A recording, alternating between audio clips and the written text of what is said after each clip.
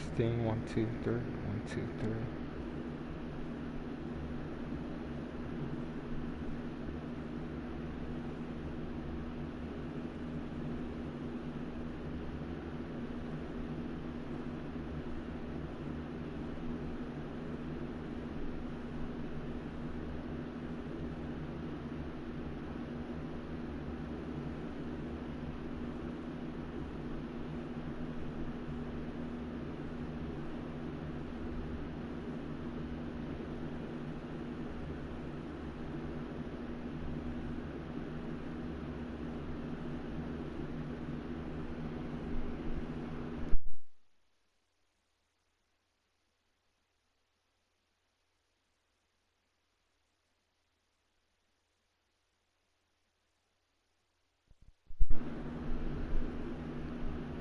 Test 1 2 3 1 2 3.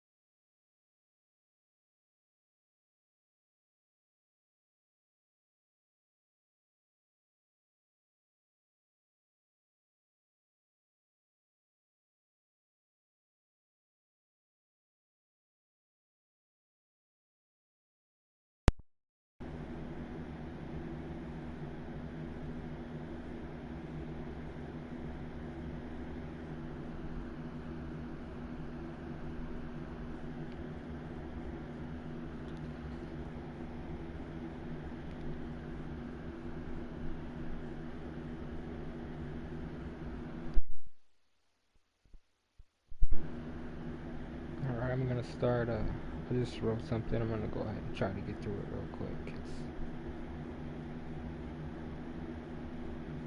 I need to practice it a couple times. It's the intro for the stream.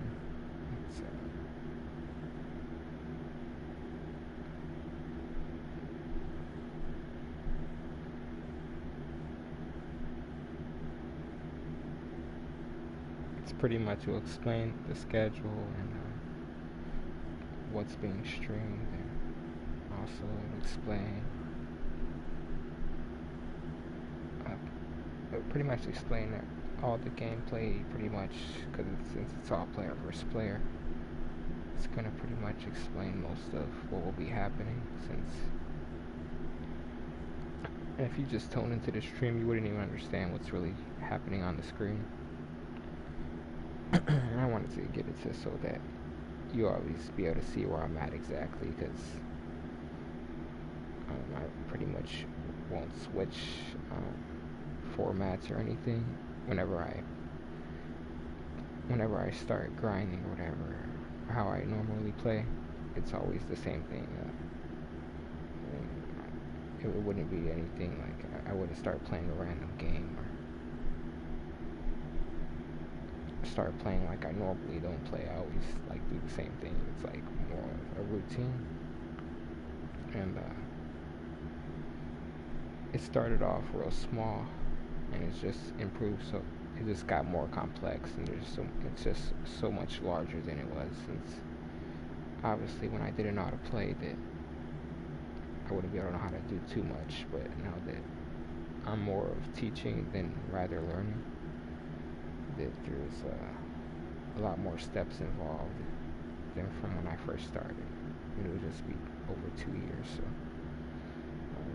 and even the matches I go against other players, it's real confusing because they tend to say stuff in the middle of me playing, and it will throw off the viewers of what they're watching, and even the viewers wouldn't understand based off of what the other players are saying.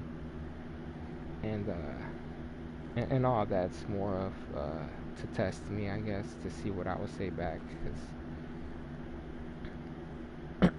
they stream too, so they understand how that is.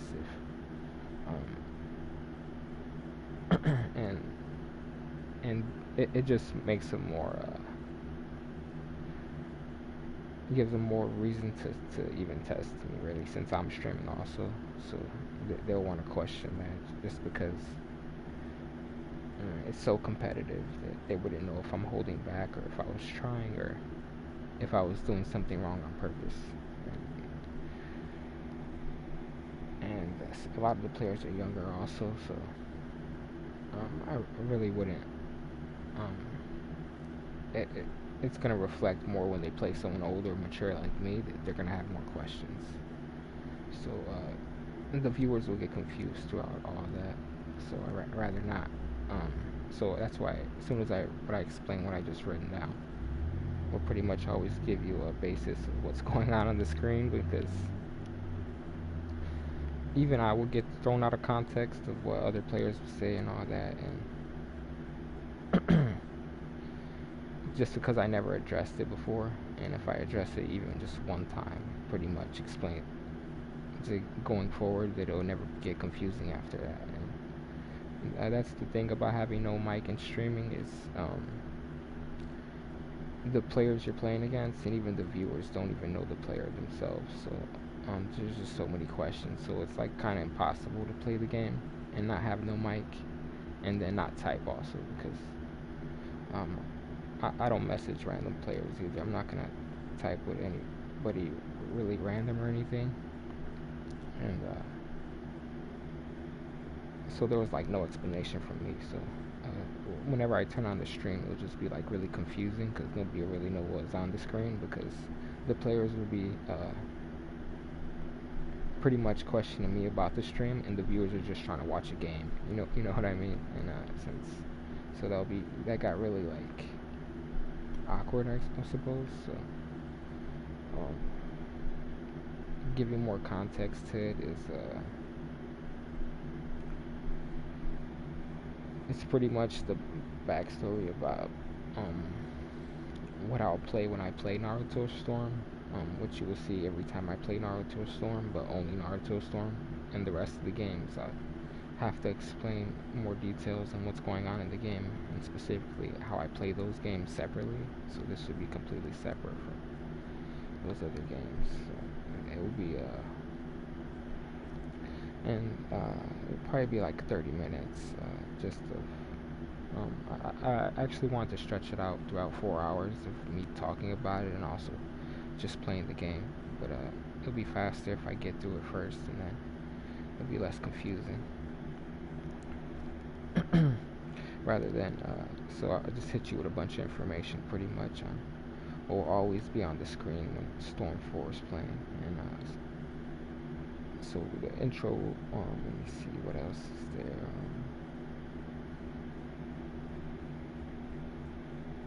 Yeah, so it's normal ranked matches, how long I've been playing, play styles, what level I'm playing. So since this is a fighting game, it's just always player versus player. So the other player's gonna have, there's always gonna be a skill difference between both players, and it will come down to who's played the game longer and all that. So I've been playing a lot less, and even the players I meet too, they've only been playing not that long either. And there's a lot of older players that don't play anymore also. So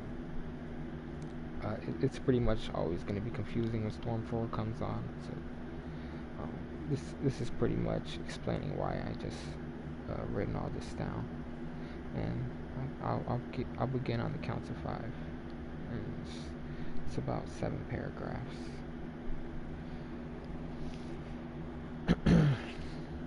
My throat's kind of scratchy right now, but I'm gonna go ahead and try to speak clearly. And there's a lot of typos in it, so I gotta word around a lot of the words, and some of the sentences and paragraphs that are they will make a lot more sense. I didn't use any autocorrect, and I didn't proofread this yet, but I'm gonna go ahead and start. 1, 2, 3. Alright, so this is the beginning of the stream. Welcome. This is S4 YouTube stream for Trisect.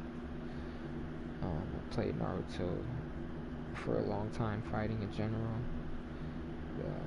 My style, pretty much how I'd play the fight every time as soon as the match starts. Other players would be rehearsed. I'm going to do more of a more of unpredictable style to where I wouldn't really want to be guessable. Most average players play exactly the same, so I rarely play also, and so I'll have more mistakes throughout the match, and I do pretty good against good players, and I have so much experience that every time I play a good player, I get into real complex, advanced, bad situations, and it makes me a better player just because I practice so much. I don't train right now with anybody. Nobody have ever trained me. I never practiced with anybody. Um, I did I did more of competition matches, kind of like competitive. Even if the player was better than me, we'd still play a lot of matches, but um, we wouldn't really try to influence each other's play style. They try to beat me, and I try to beat them. And I have experience against pro players, um, and it reflects in my play style. You'll see it throughout. That my stream is going to be the matches will be a lot more crystal clear and all that. You can tell what's going on and everything. I have a good understanding of the game already. I play ranked matches and normal matches. I host them and I also join them. I join more than I host, but I'm trying to host more matches. I play in groups also, so I've been in plenty of groups with 10 players, and we've played for hours. It'll be like one at a time though, where we take turns. Whoever's winning has to play the next person, and then we just take turns. Whoever fights next. The game's got it set up to where we can all be in one lobby together and just fight whoever's winning. I'm starting my own group though, more private groups where I play sessions one-on-one and in personal groups of like 5 to 6 players. And once you get past 10 players, there's just like too many players. You have to have 2 groups going at once. So, and since I'm a new group, I won't really have 10 players. I'd have to get the first 2, and then try to expand the group from there.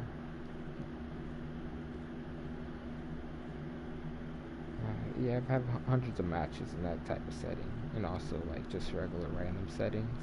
There'll be thousands of matches, like random, normal, and ranked matches. I'd say I'm at 5,000. No, not 5,000. Probably, yeah, it'll be around 7,000 to 8,000 to 10,000 matches played already. Across a bunch of accounts. On this account, you only see 1,000 matches played in ranked and about 400 normals. So there's only 1,400 matches played. So I only played about that'll be like 15% of my matches. That'll be like 10% of my matches on this account, possibly. This is about my 4th account. I have other accounts. My voice is getting kind of more scratchy. I have to get used to talking for longer periods, especially the stuff I write out, since I write out a lot of big words.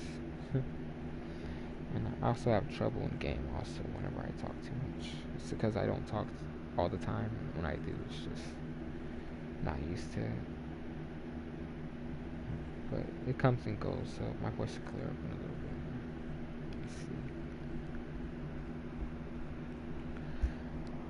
So, I'm going to begin the next paragraph.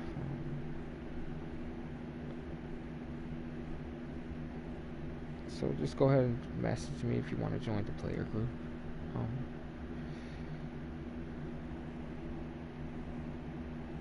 You'd have to play a few times, and then it'd be up to you if you're going to join.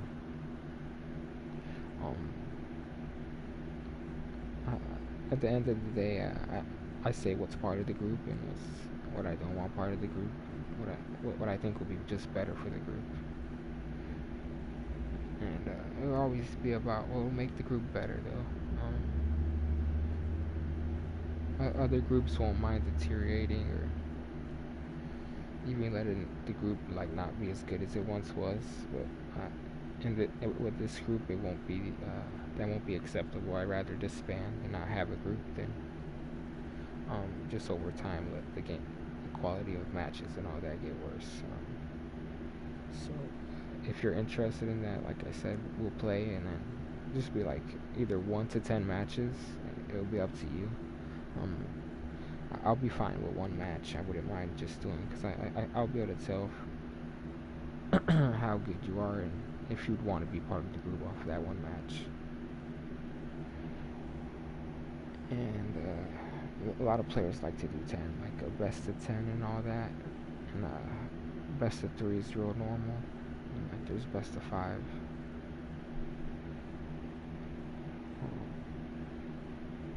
And most of the communication I do online in game is all with professional, mature players.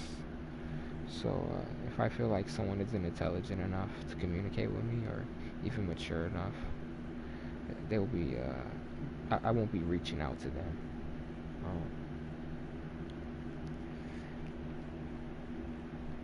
And if they ever like reach out to me, it'll be more of I wouldn't really have too much to explain to anybody that doesn't really understand anything and it's acting like a child. So I don't mind them talking in the match, like just like little back and forth stuff, but as long as it's not too personal. And if you are winning the match, I don't mind players bragging if they won the match. That's fine. Go ahead. You could brag all you want. It's because it's hard to control like the hype of winning the match and all that, and we play at a pretty high competitive level too. But players get hyped up. Just as long as they don't go too far with bragging and all that. And then that's more for the younger players. They're the ones that more get out of line. But there's our older players that are just really weird. Even much older than me and all that. And I will personally deal with them. You'll definitely hear me talk to them. But it'll be to block them and tell them not to contact me. And there's a lot of psychopaths and all that out there. And I'm going to deal with them accordingly and more justly because I'm streaming. I'm not trying to get banned from anything. And I'm also not trying to cause any problems to other people. But when we come across those players, I'm going to deal with it real swiftly and just keep it as professional as possible for the stream. Just as long as we can keep moving along. I'll have moderators later on. Right now, it'll just be banned on site. Block them on site also, and I won't be letting them take up any of the time. I'm going to move along as fast as possible.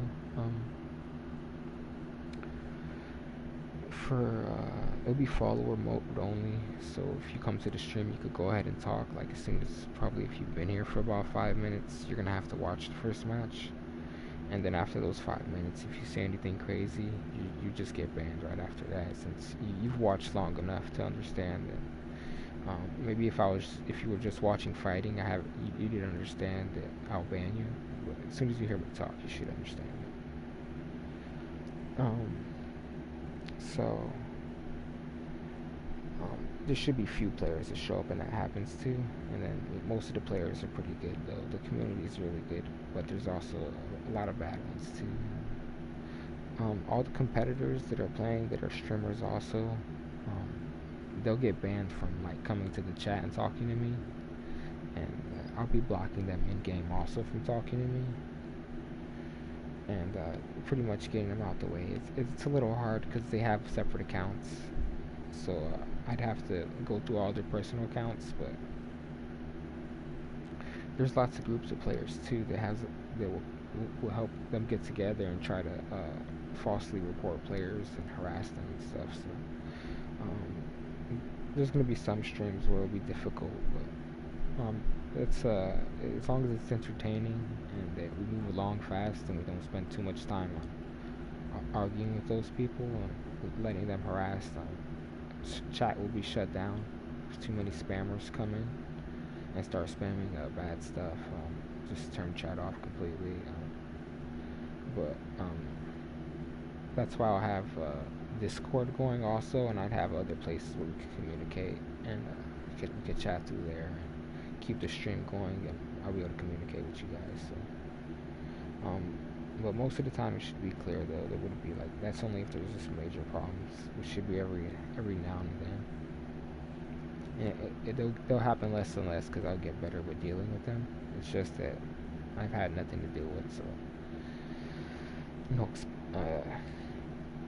I could just get better at dealing with it. It's just period. Um, there's the egos involved with this game is really hard because it's a really complex game, and there's just like 1,000 steps to this ladder, like 1,000 extra steps to climb up the ladder of this game than there are in other games because it's based on combinations of teams. So there's just thousands of different team styles, and and each of them make up thousands of different combos also. And it's gonna take thousands of matches to train on all those. So we're talking about millions of possibilities of matches and what could happen in a match. So players with a lot of experience, they're gonna win 99% of their matches. And those 0.1%, that's only if you're a pro player and can actually respond to what they're doing on screen. They memorize a lot of advanced techniques, so you're gonna have to learn their style. You're gonna have to be trained by them. You're gonna have to copy their moves.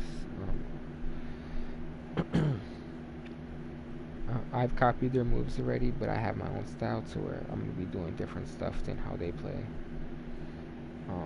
They're playing with a perfect frame rate. You're gonna have to know how to do those perfect frame rates, or just like at least a few of them every now and then, in order even to learn the game.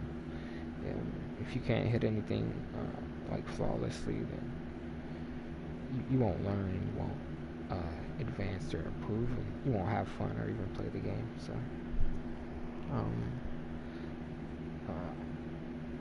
my training is really advanced and hard to do, and it reflects how hard the game is. My presets are pretty advanced also, and it reflects the thousands of different teams and combos. The fact that I have a real complex of the way I set up my 3-man teams, and we have it set up that we can have 9 teams saved, ready to play at any moment. And each of those 9 teams is devised of 3 different ninja, and as I said before, they consist of thousands of different combos those 3 different ninja could do together. And there's over thousands of different combinations of 3-man squads you could do. So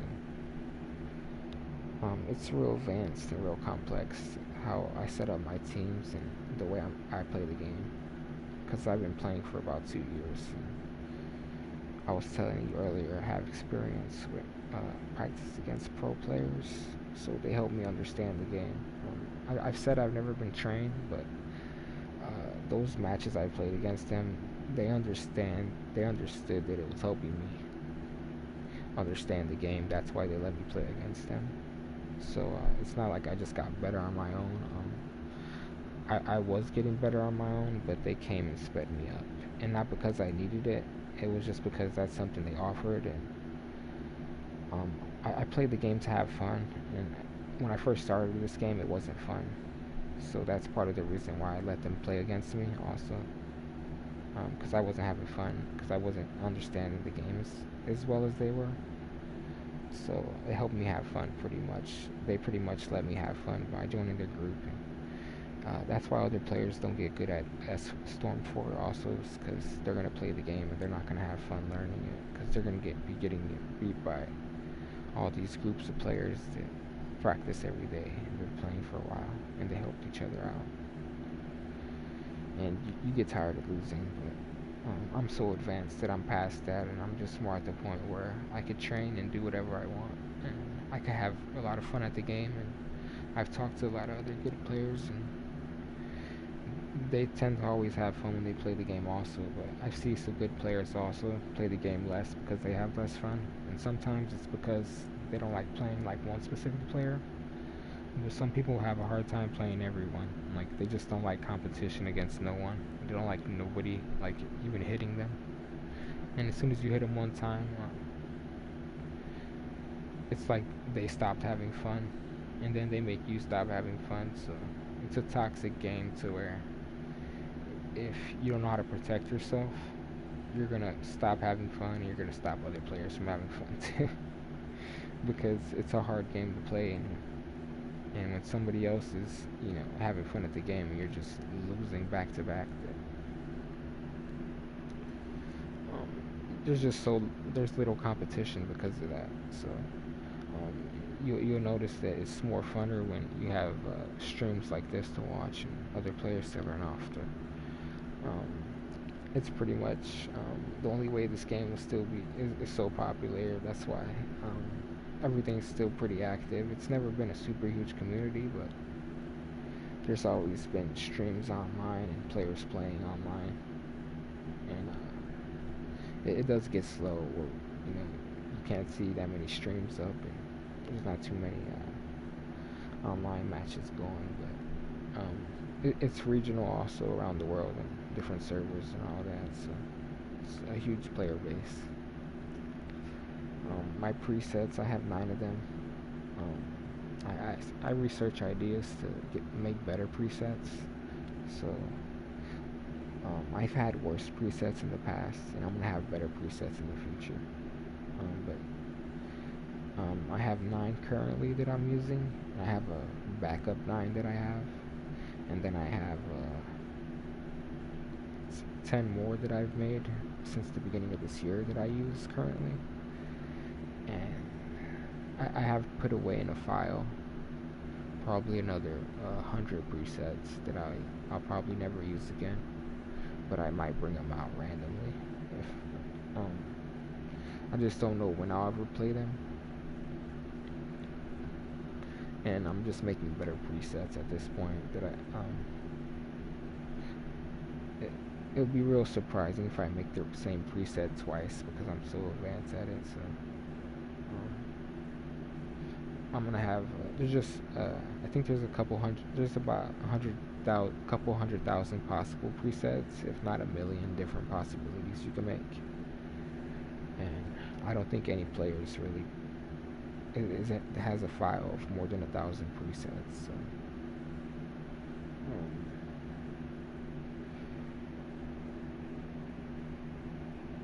So there's a lot of the game that's not played. It hasn't been played yet, pretty much, because every player is playing only a handful of presets, and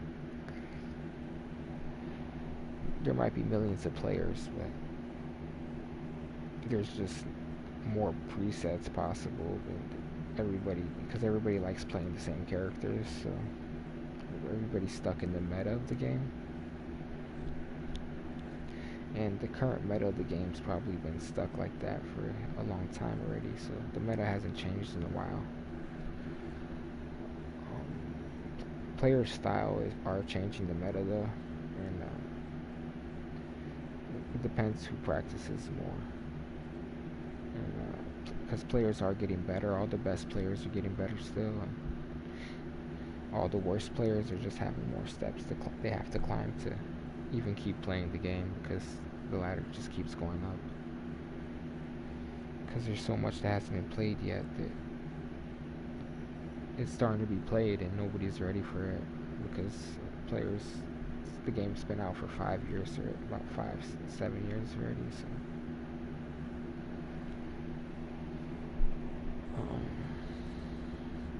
yeah, it's a good life on it. The game should be active for the next, for another 5 years, unless it just gets outdated to where the consoles won't support this, and they have to and they won't remake it or whatever. The new Naruto game is gonna be totally different from this one, and it should be out shortly. So, my presets are gonna be on the screen right now. So, I could talk about these all day, and then I could even go into how I come across them. But if you ever join the group, that's when I'll get more into depth about it. But it'll have to be through the group though. And it's not that there's any requirements to be part of the group, or there's any jobs you have to do. It's just you're part of the group, and when you're ready to play, we'll play. And I'll talk about things when I'm ready, and there's just so much to talk about right now that would be more distracting. So I could talk about a little bit on each stream, and more later down the line, I'll explain. I'll explain more and more, even as time goes on. So it's actually better that way. There's just so much to explain.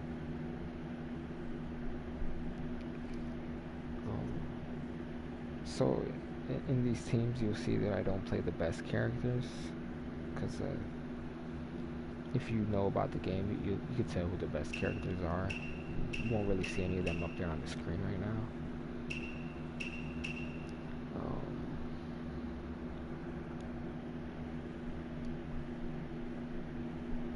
These aren't commonly used teams either.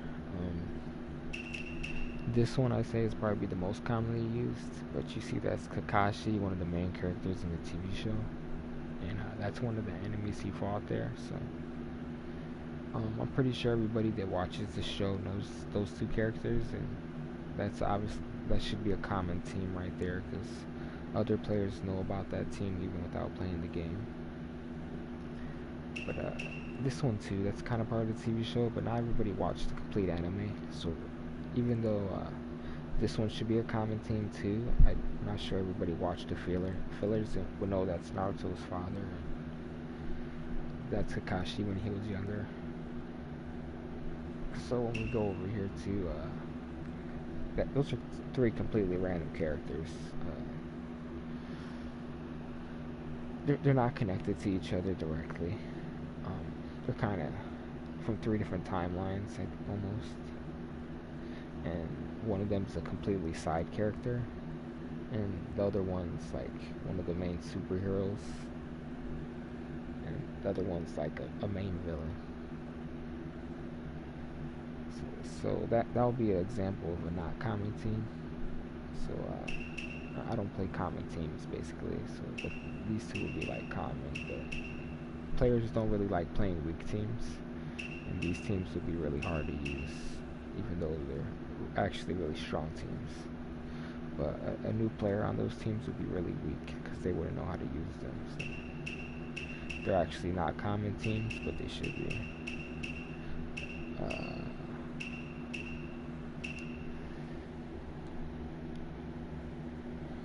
So an example of a common team would be like Naruto, Sasuke, and Sakura. So that would be common right there. It would be like Team 7, the main team from the anime. Since Shinobi is based on 3-man groups, and in this fighting game they give you 3-man groups. So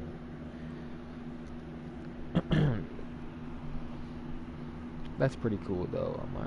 I like common teams. They're really strong. The best in the game, are the best known in the game, are common teams, because everybody knows them from watching the anime, and they happen to be really strong in the game based on how they were in the anime too.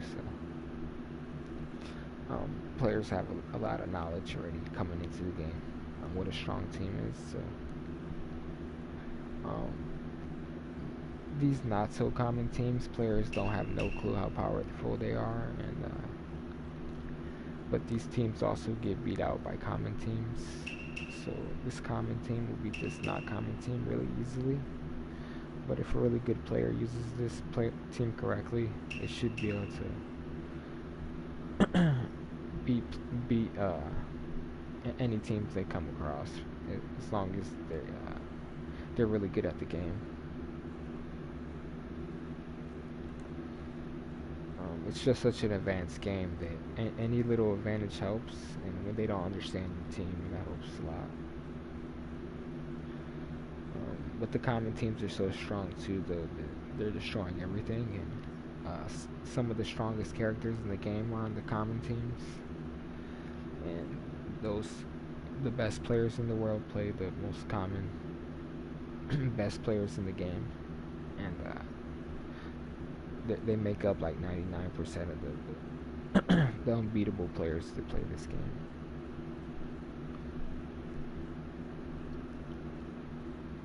And an example of that team would be like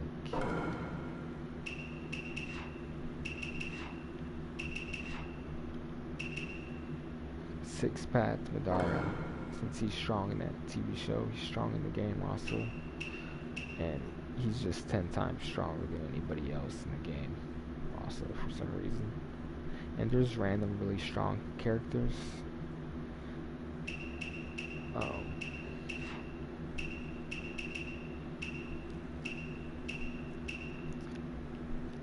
Danzo wasn't like super strong in the TV show, but he was strong to where he was like looking like stronger than Sasuke. And yeah, he's insanely broken in this game too. So it'll just be common to see a team like that. And the random broken common people that nobody knows about would be this side character right here. For some reason, she beats anybody. Like, she'll even beat Six Paths Madara. The other one right there. And she's nowhere as strong as them in the TV show. So it's hard to explain why she's stronger than them in the game. But it's just the way the game was made.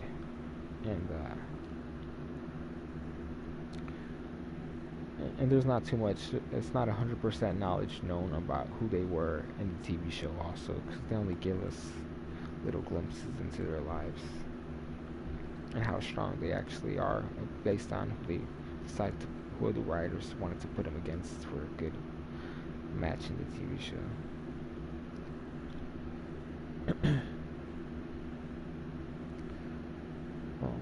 I don't play the best characters commonly used, like I said before. I focus on a more surprising style. My potential, like most players know that my potential is rising every day, and most players look forward to watching me grow as a player than they would other players.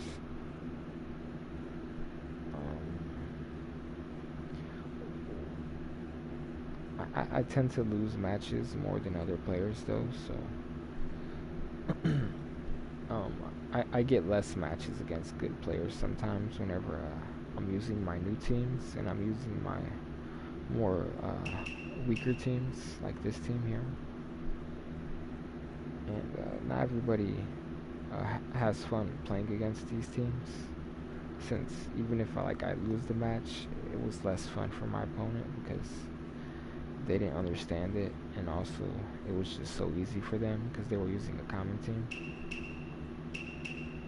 So you're going to see a lot of matches get dodged, and you're going to see me play less matches against one player. You're going to see me play against like a vast number of players rather than me play a few players a bunch of times.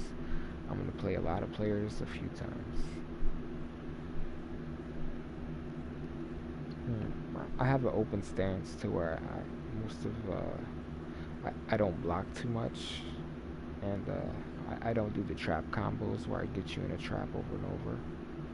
That's the most common style of where they block everything and they also get you in every trap possible, to where it's impossible for you to block because their combo is either going to break your block or it's going to force you to keep blocking longer. And when I do play my bad teams, I'll switch styles from either being more passive and dodgy, and then I'll switch my style and just be more aggressive, and I'll be more trying to set traps in a different way, to where I'm taking subs only. I'm not setting traps to where I keep you blocking and I force you to stand still. I'm setting a trap to where I'm making you keep teleporting, and until you can't teleport anymore, and then from there I just out teleport you. And I win those matches really fast. So I'm either gonna have a really long match or I'm gonna have a really slow match, and there's less teleportation, and it's gonna just happen so fast to where we'll probably finish the match in about 30 seconds instead of us doing the whole 6 minutes. Yeah, I think the longest match would be about 6 minutes, and the shortest one would be about 30 seconds. Uh, yeah, because I could two stock somebody. I mean, I could drop your whole bar in about 15 seconds for the first match, and I could do it again, probably faster. Because I'll be so hyped up for the second match. And it's a frustrating play style. It's like hot and cold here and there. And it's hard to control, so it varies for how many matches I win and lose. There's just some days where I win a lot of matches, but most days I'll probably be down about like 60% of my matches, only winning 40%.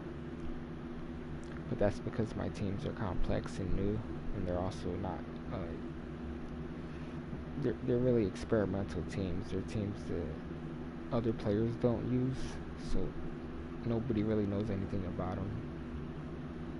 Since everybody uses the same teams, we all have like a collective information about what all of the same teams do. We tend to share a lot of the same information from seeing the same teams over and over. The dash cut, I'll speak on the dash cut. That's broken. If you use that, you don't know how to play the game. None of the best players are using the dash cut. They are using it to troll though, so if you're playing ranked, you're gonna bump into like the best players using dash cuts, and it helps everybody get better at the game, but it's just impossible to win because you're 10 times stronger with a dash cut. So the best players do use it, but a lot of the bad players use it a lot too. Also, it's hard to say who uses it more. Rank's unplayable, and so is player matches because there's so many dash cuts that it's going to be hard for you to find a good opponent that's not using a dash cut and that knows how to play the game. Because then even if you find a good opponent, they're going to be using the dash cut, so you're not going to learn anything playing them. They're just going to already be the best and could beat you without it, but they'll go a step further and just like torture you with the dash cut. For professional levels, if you're making money off the game, like through tournaments, I don't think they host tournaments for this game like that, but the professional players, like the best of the game, they'll be trying to make revenue through side hustles connected to the game and all that, so they're not allowed to use the dash cuts in tournaments, so if they're getting a reputation that way, I'm not sure if they can use dash cuts in tournaments. I just know certain characters are banned and certain dash cuts are, so it just doesn't make any sense to run the dash cut too much, and even to play broken characters to where it's not really going to be something anybody has to worry about to be validated at playing the game at a good level, because you'll never be able to play them in tournaments or nothing like that. So as far as common teams go,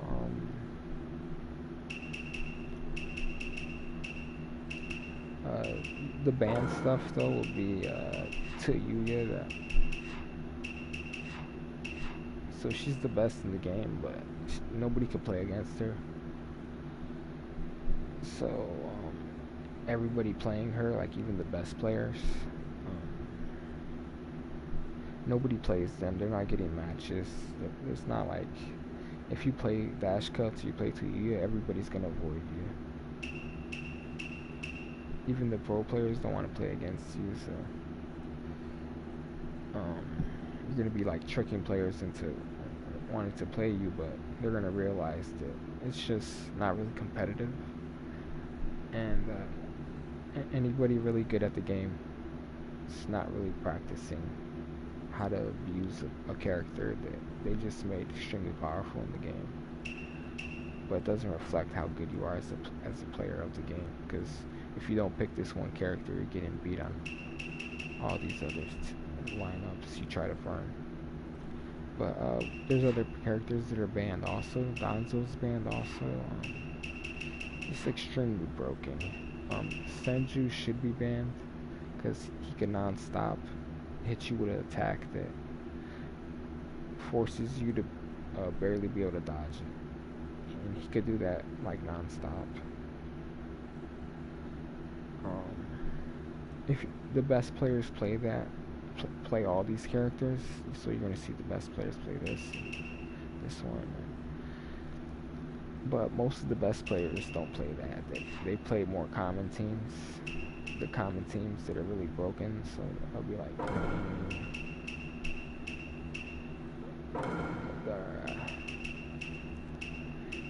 and they'll be like Itachi. And so those are common characters in the TV show, and they're also common in the game, and they're common for the best players to play. And they're really strong in the game to where they'll still beat the characters that are banned. This team right here could beat a team of banned characters still. But it'll just be really hard, but it's just really hard to beat the best common teams that are part of the meta, so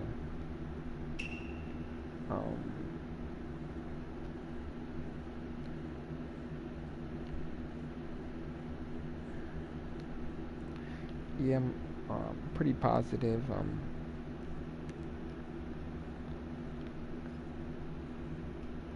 If I'm in the middle of a match, you'll notice that I do a little bit of banter, but I never take it too far. I never get real dirty with the banter. So if anybody approaches me that way, also to where I'm just like saying little things to like just for momentum and to like get more hype going. If anybody takes that the wrong way and takes it too far, I'm just gonna block them. You might hear an argument, but that's probably gonna be the worst thing you see on stream, though. Is if I'm doing a little trash talk and someone just takes it too personally, and that always happens pretty much. And I'm just so professional that I know how to avoid it, and I'm just really careful at defusing it. Also, like so if I ever get another player going, I'm gonna do as best I can to not block them, and to also to get them to understand that they're taking it too personal. I'm not doing personal attacks. But there's our players that do that, and I'm gonna address them specifically. If I catch them doing a personal attack and taking things too seriously, yeah, I'll definitely chew them out and let them know. And that's going to be the worst thing you'll have to see, but I'll probably turn off stream and talk to them, so you guys don't have to see it. But just so that I could show stream also that that type of behavior is unacceptable, I'll also leave stream up to make examples out of the most toxic players, since I don't believe anybody should be having to deal with that. And even if I wasn't streaming, say, and if I was just a random player in the lobby, like, I would never just sit there and let another player get abusive over the internet. And you're definitely getting reported, and you're definitely getting blocked. So that way, I can make sure you don't bother anybody else, and you definitely don't bother me. But I'm good to talk to. I'm a pretty positive influence, and just send the invite or friend request and contact me. And try to come across as many players as possible to research and train and gather more information to get better. I do commentary and analysis. I have a complex understanding of things and everything, of not just my gameplay, but also what the opponents, what could be going through their head, and how their style is different from mine. So I can notice how I see things and how my opponent sees things differently, and I can also explain that to the viewers to do some analysis and commentary And it helps me get better when I do that also, because I'm also learning information, and as I learn, if I'm teaching it also, it helps me process more information about it, because I'm asking more questions, trying to interact with the viewers. So that's part of the reason why I stream also, because interacting with the viewers and even explaining things helps me get a better understanding also, as well as the viewer also. So I like doing things for the greater good, so that helps everything all around. That I'm able to stream these games and talk about them to players that like watching my stream and that are good at the game.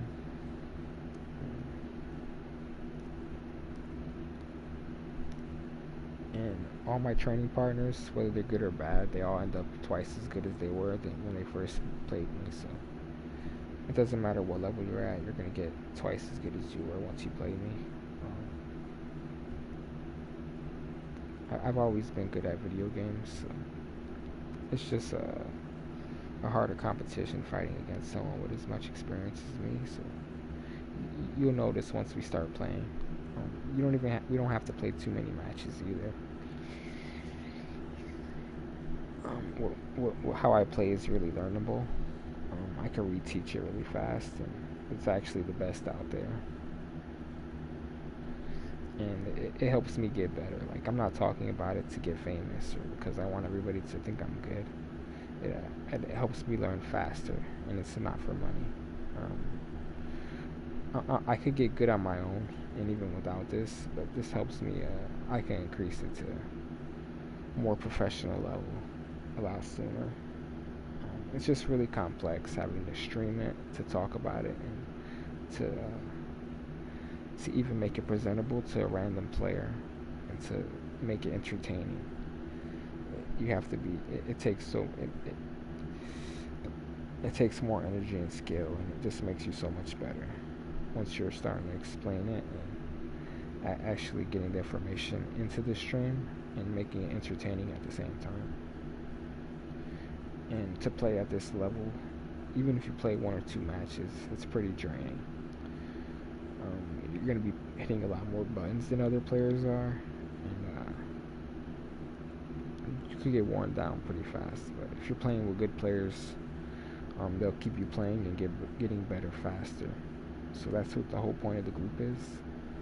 Since everything's constantly improving, in order to join, you could just send a message to me on Twitter X or PlayStation at DarksideKite.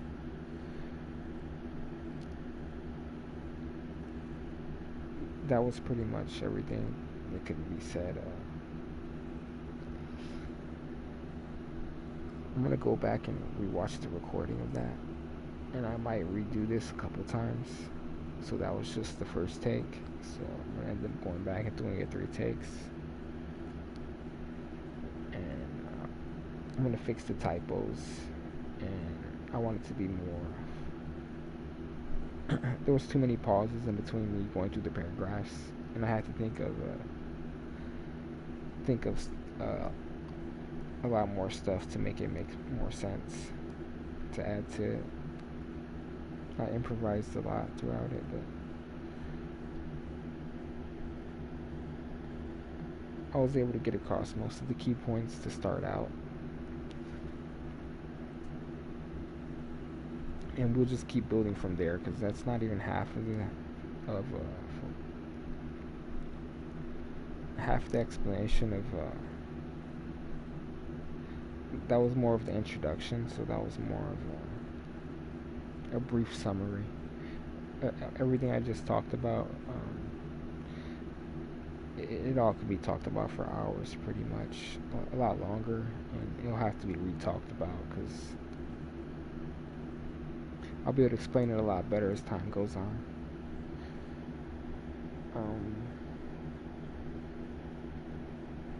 I might do 10 different takes of that. So I said I might do 3, but I might do that 10 times. It took me about like 30 minutes just to get through that in one take. I'm pretty sure I could get through that a lot faster. And I'm not speaking clearly also. My voice is real scratchy. And so hopefully next time I do it, it's a lot less, it's a lot more clearer. And I'm gonna get a better microphone. I'm using a real cheap microphone right now also.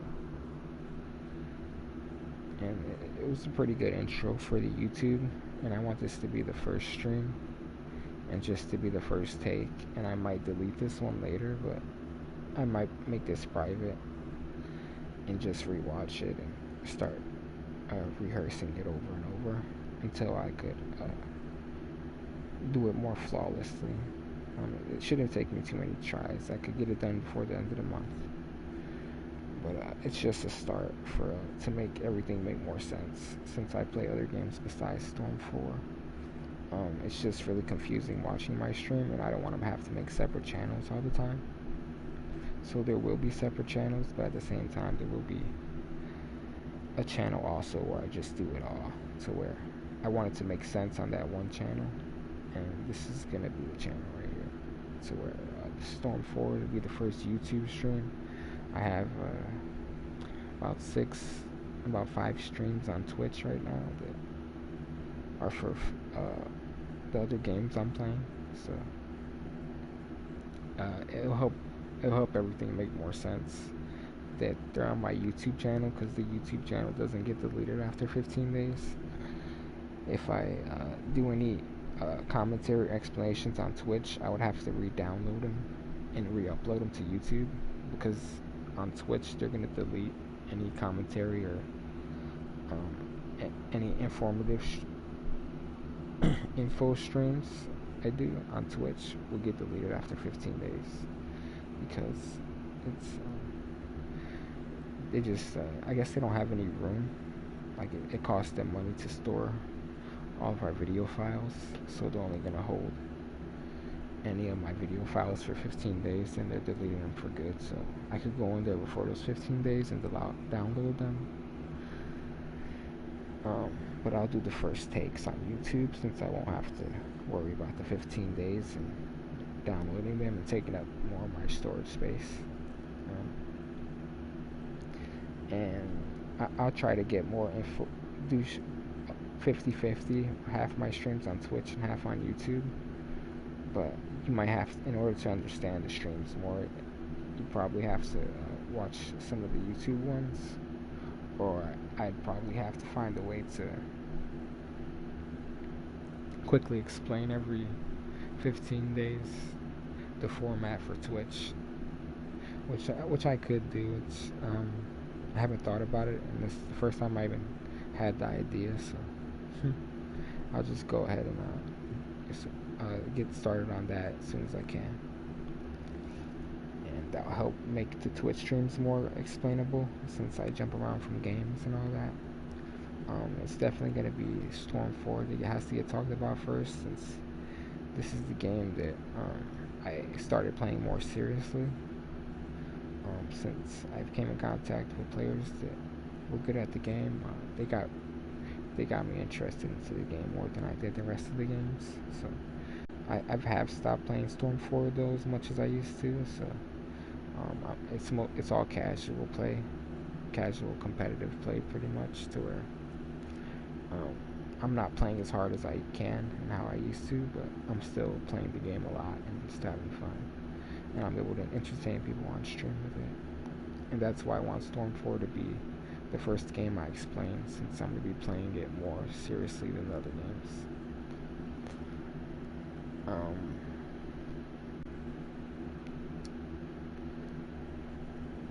And there's just so much more to explain in Storm 4. It's just more complex, and the other players have so much to say also when I'm on stream also. So anybody viewing me playing Storm 4 would get real confused, and I want to give them a more standard experience, like a consistent standard experience every time, that whenever they tune into a Storm 4 stream, that they understand the person that's streaming it and what he's trying to give to his audience. And I haven't been doing that in the past. It's just been no mic, and it's just been stream rolling, and whatever's been on screen, you just have to decipher what's going on and what I'm gonna do next. But in this case, you'll always know what you will start to get more familiar over time the more you watch it, and even after hearing me explain it. a few different times. So Storm 4 will be the first one I introduce. I'm pretty serious into Ark Survival Evolved. I'm not sure if that will be the second one. I've wanted that to be the first one since I'm putting in the most time into that game at the moment, and I'm also doing a lot better at that game than anybody else at any other games, and like on a competitive level. And I'm just improving a lot faster. There's just more to do in Ark than other games, and it's a more risky game to stream. And it's more complex, and there's a lot of stuff to get into with streaming it and just interacting with the player base. So I'll talk about Ark Survival. It's probably in the coming months. It's going to take a while for me to get all that ready for Ark Survival, and I'm going to just be working on Storm 4, I believe. But I might do it at the same time where I work on Storm 4.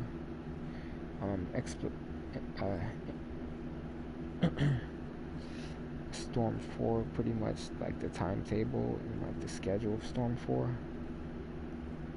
and the content I want to provide for Storm 4, and then I want to do the same thing for Ark also, to where I go over the timetable of what I'm going to be doing and how long it's going to take me.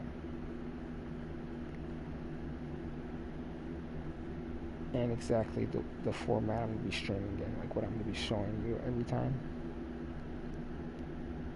And familiar of what the content I want to provide, because everybody provides a different content for like Storm 4 and like Ark. They provide a different experience. They take different steps and go in depth at explaining different things. And everybody's entertaining in their own way also, and we all learn differently. So everybody streaming these games are providing a different experience. Mine's going to be more standard, and it's going to be more produced and more orchestrated. I'm going to try to get it more organized, and it's going to be this explanation stream should really give everything an understanding of how it's going to be more organized in the future, going from Storm 4 to Ark Survival Evolved. And Mortal Kombat X should be similar to Storm 4, and I should be getting into the new Naruto game also, and I should also be getting into the new Mortal Kombat game and the next Ark game also. I'm going to be dropping the money to get a new PS5, and probably get a new console also, and try to do Ark through the console and do the PS5 for my fighting games. And I could get that done before the end of the year. I'm gonna see how everything goes and how long it takes me to set up the streams more, since this first practice stream. I'm gonna be getting into improving this a lot more before I do a for real stream of this, to where I provide you the information of the content I want to provide, and then I'm giving you and I'm meeting the standard of experience I want to provide, because right now this stream has been real sloppy, and I've been all over the place about talking about things, and I don't ever want to go off topic or be confusing, to where players don't understand that I'm doing commentary or analysis, or I'm explaining my style, or I'm just explaining of what I'm learning and what I see the opponents putting on my screen.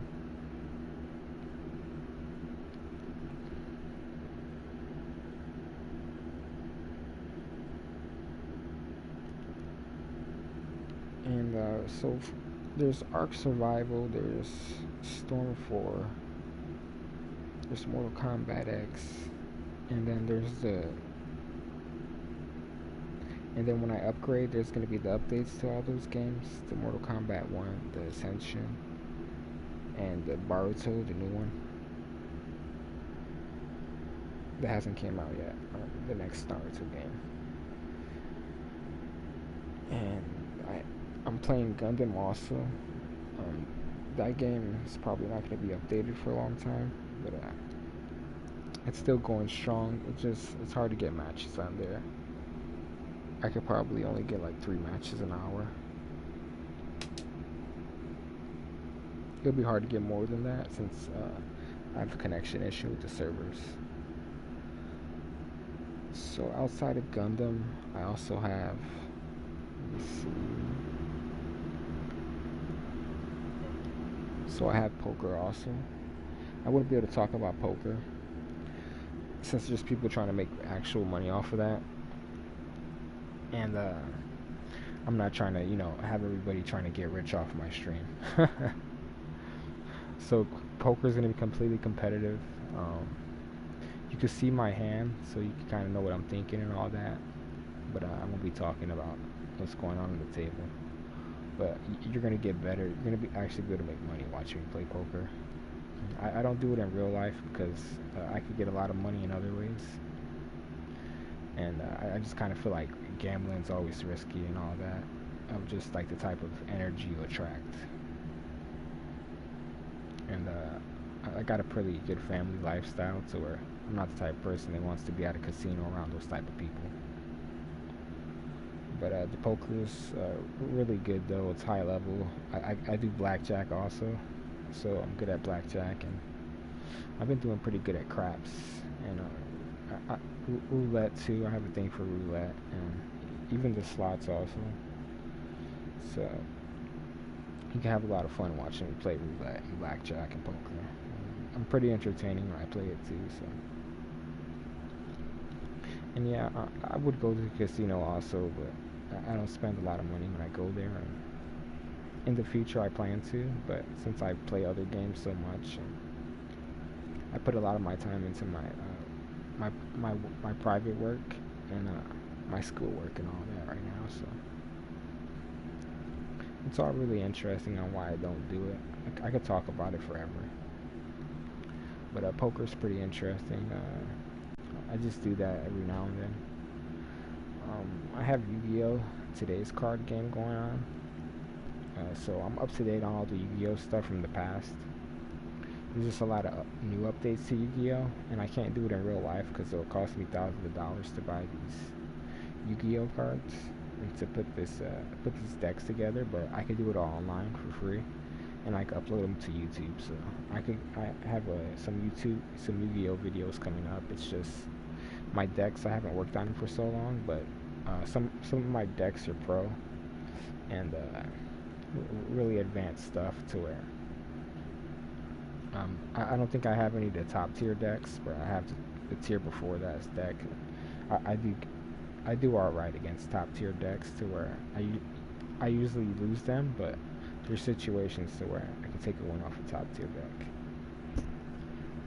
I'm just really good at memorization, patterns, and strategies, and counting numbers and all that too. I know how to put good deck numbers together with cards. That's the reason why I'm so good at poker too. Even blackjack, I'm good at doing odds with number of cards and stuff like that. Gambling too, I'm good at guessing. I'm good at guessing random stuff. I have a good IQ level, so I could make a lot better guesses than everyone else. I do a lot of physical training also, so my brain's also a lot sharper and faster. So the streams and everything, it all reflects that. I've just been talking for the last hour already, and you see I haven't stopped. And my voice is starting to clear up a little more, but it's going to be a long time before I get used to this. It's pretty draining, but it's also fun at the same time.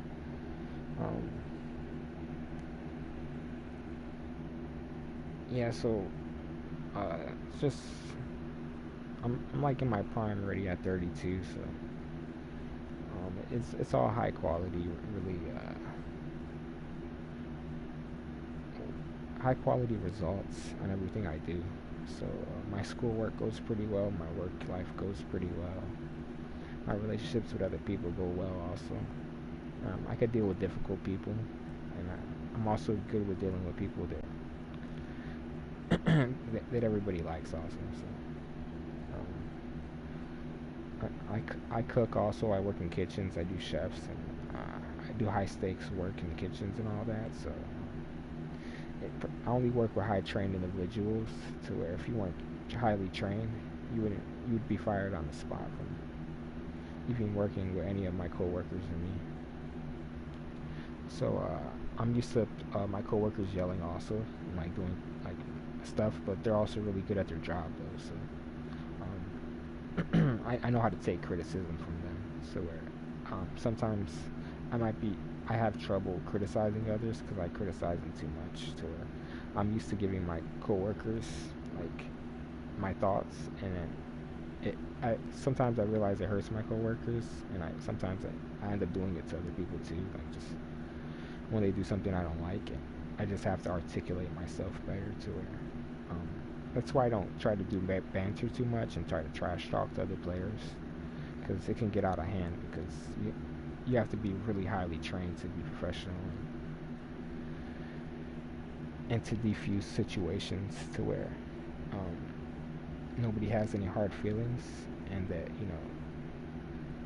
that people will always remember stuff. Drama carries on.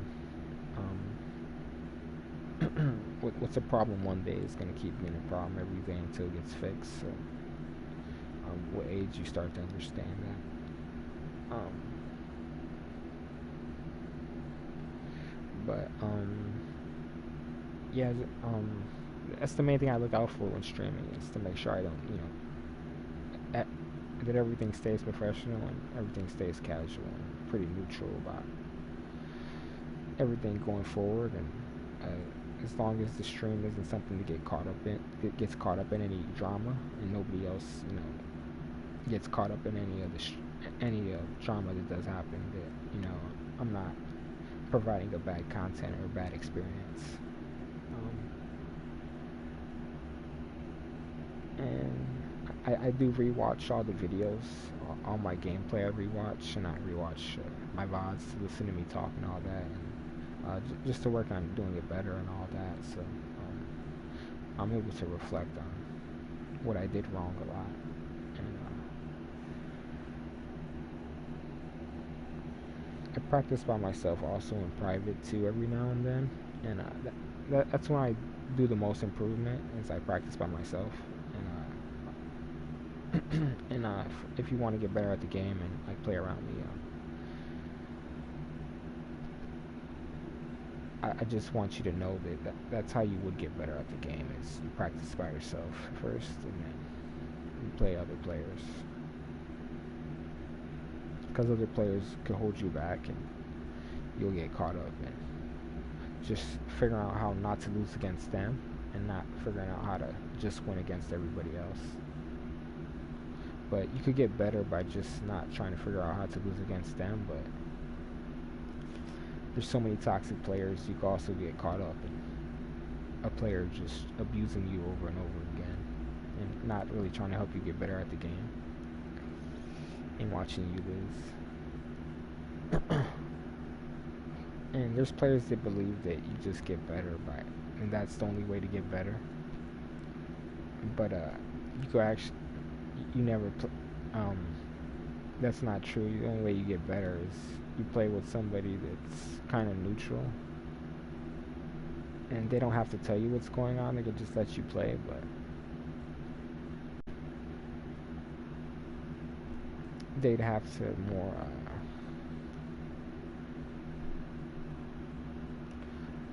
understand more of where what could hold you back, because they could be doing stuff to make you fight, because they try to use all the hardest stuff against you, and at some point it'll be better if you just go play it by yourself, rather than play with that player. And 9 times out of 10 that's the case though. You'll be lucky if you find a player that can come and train you, and most players that play Naruto got trained by somebody they probably didn't like though, but it's because they weren't having fun at the game. So all the pro players, they all got like weird mentors. It seems like somebody that's like not their best friend, but somebody that they did meet that was good at the game. And there's players that play Naruto that their mentor is like their best friend, like probably identical to them, or somebody they really get along with. But as far as I go, I mostly met good players at the game that didn't really share that many interests with me. We're really different, and it was a lot of times it was the age gap, but it's to the point where I'm pretty sure there's no players that come from my background and that will have like my life experience. Like, I'd be less of a traditional player. I feel like the younger generation is a lot different than me being at 30 years old. And there's not many 30-year-olds that play Naruto, so the other guys, the other 30 years old are totally different. They were definitely doing different things for the last 30 years, it seems. And the ones that, it's an interesting thing to get into Naruto because the anime came out about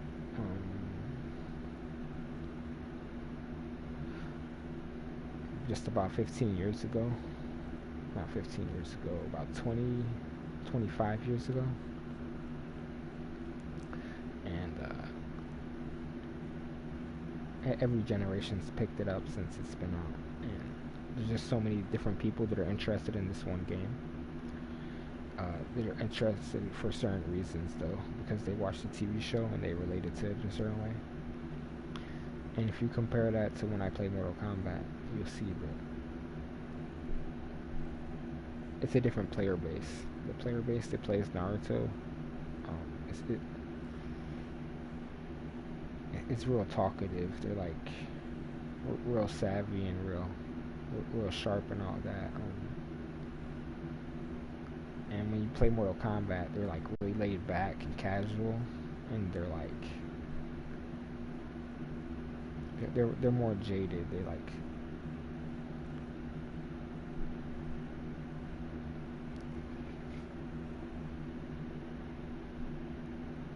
yeah, the Mortal Kombat players are a lot less cockier than the Storm players, but they're both still up there though. Like it's really high levels of intense egos battling in both games, but the player bases are totally different. Just people remember Mortal Kombat from back in the day when they were growing up from the TV shows and the movies, and then the people that there's a lot of people that don't like Naruto at all. They don't get into it or nothing like that, and they're against it completely. And when it comes to fighting games, Naruto is a really good fighting game. Mortal Kombat's a really good fighting game also. They did a good job at making both games, but Mortal Kombat's been around for so long that it's been using a certain format that a lot of people have more experience with Mortal Kombat. And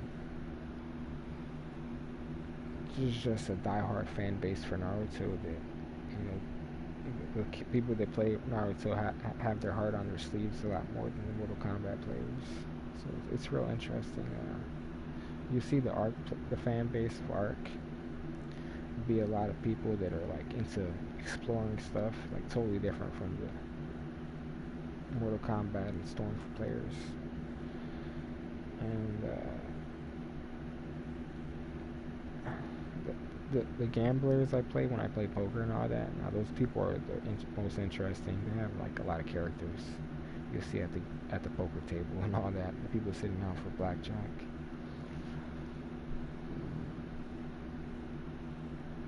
And then I didn't touch on PUBG yet. I almost passed it up.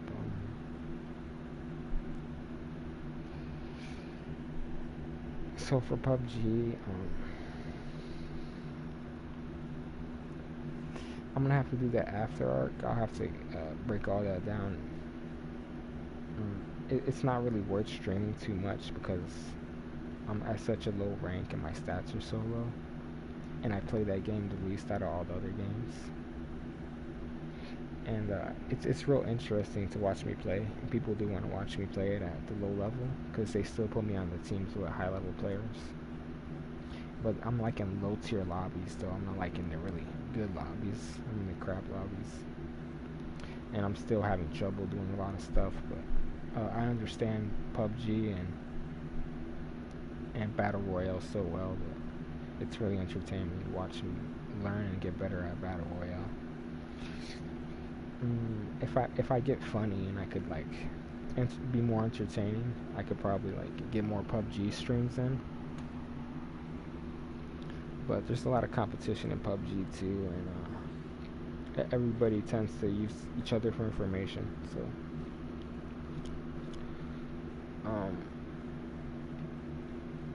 I'd have to get a lot better at PUBG, play it a lot more, and that's what I'm working on right now. But my matches are going pretty good in PUBG and all that, and I want to try to get that set up to where I pretty much explain what's going on in bronze, where I'm at, and how long it's going to take me to get to silver. And I'm bouncing around from bronze 5 to bronze 2,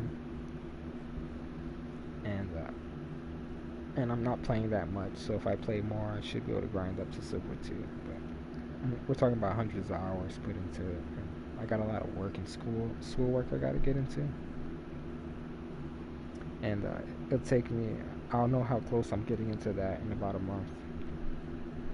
But I'll try to focus more on setting up my presets and how to explain the whole entire Storm 4 format that we're going to be going into.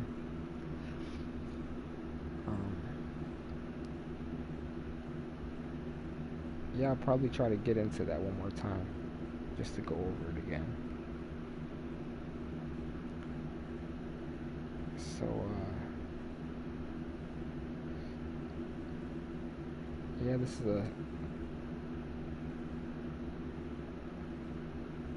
so one, two, three.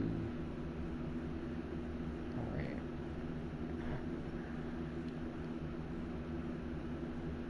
So hello, welcome to Trisect S4 YouTube stream.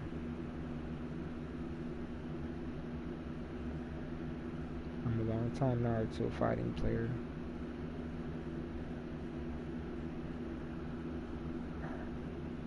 My playstyle is casual. Random freestyle, I spam barely. I have like a spam style, it's kind of unpredictable currently.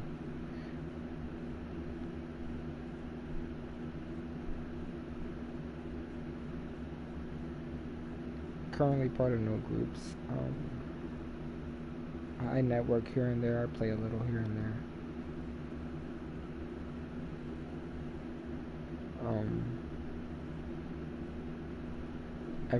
I bounce around from group to group. I play normal and ranked matches. I host them. I do play large groups here and there. Currently, I'm starting my own group.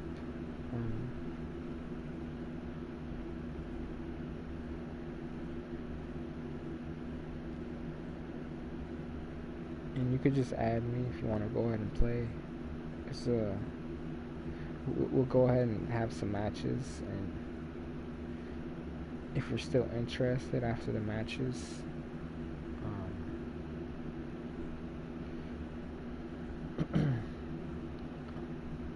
I'll know if I want to let you join after the matches. Most people are going to be let in though, pretty much off experience. I haven't met anybody that I didn't want to really play with that's contacted me. So far, everybody that's contacted me, they wanted to play. They've all been really chill.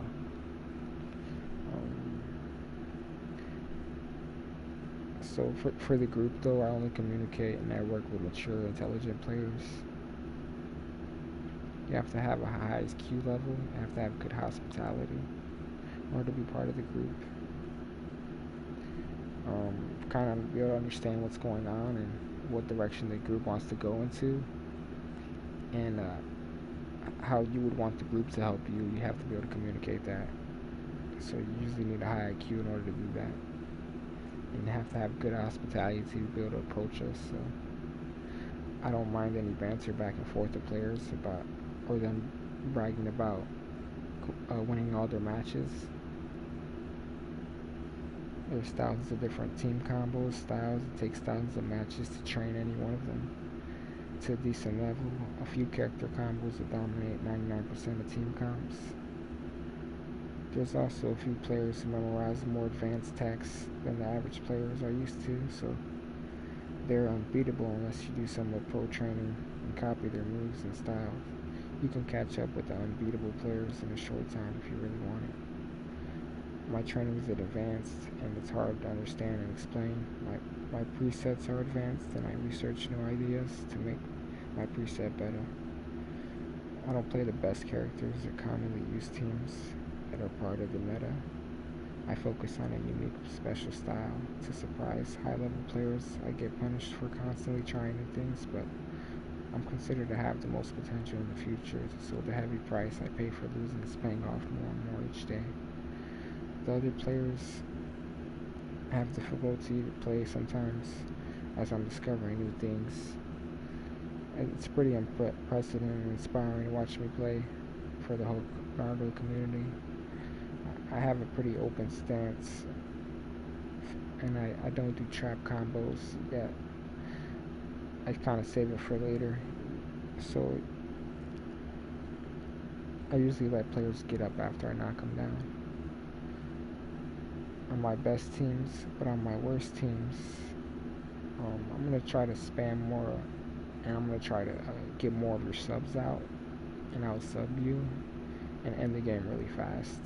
I'm known to have really good fast matches against players that make mistakes a lot. You won't get too many chances to make that many mistakes, pretty much. If you're good at the game and don't make mistakes, you're gonna have a good time playing. You're gonna have an easy time playing against me if you make less mistakes than I do. My style is kind of high and cold.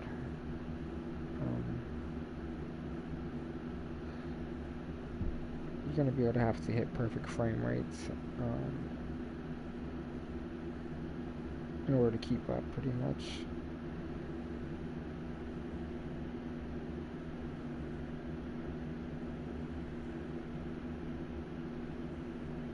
You can go ahead and add me if you want a new friendly contact.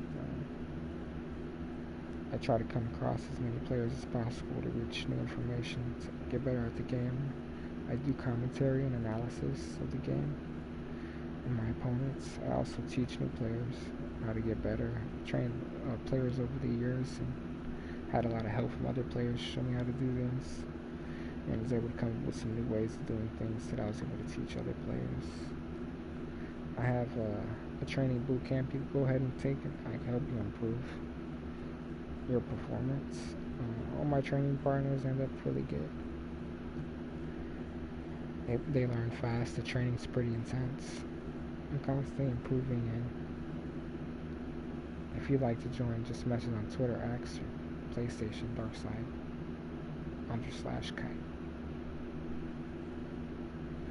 Yeah, so that was the second time I did that.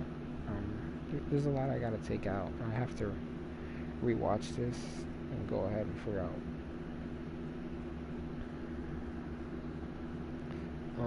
how to get a perfect take. It seems like I'm a lot of takes away from getting a perfect take. I did that like 10 times faster with a lot less pauses, but it's just so much information that I just put together that it's definitely going to take time to get this done the right way. I'm going to go ahead and back out of the presets real quick.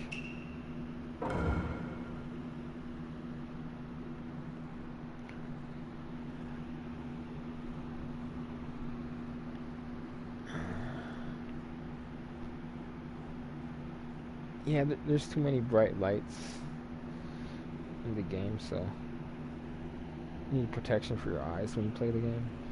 And that's probably going to be true if you're watching it, since we're going to be moving pretty fast. So if you're watching the stream, definitely put on sunglasses or whatever. It's for the storm fights. Because some of that shit's just too bright. And so we also have yeah, so I play at different levels depending on how bright the screen is. Like if they're doing combos to make the screen really bright, I'm gonna have trouble doing my combos. But there's a lot of players that don't have trouble looking at the bright lights. But from what I heard from most players, they all have trouble with it. Yeah, we are the fastest hands in the world, though. The storm combos are just, you have to have insane hand speed.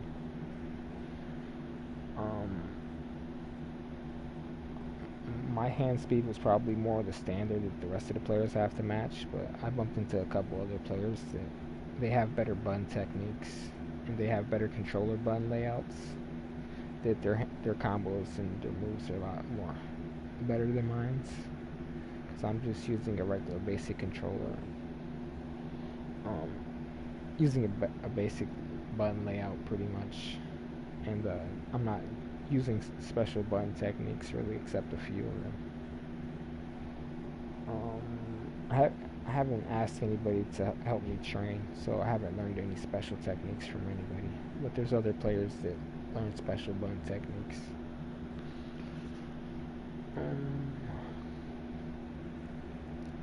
It helped them get better at the game, and I believe they wouldn't be better than me without the button techniques.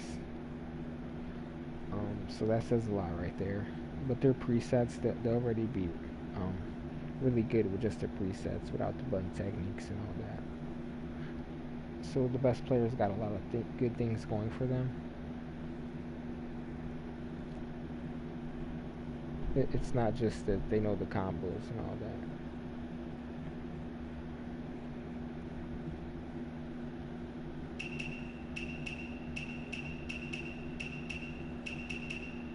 I change my ninja info card from time to time also. It's right now it's the 3 signing, 6 conviction, and it's all real personal. It's my artistic expression, and from what I watch in the anime, and what I feel or what I experience when I see the pictures.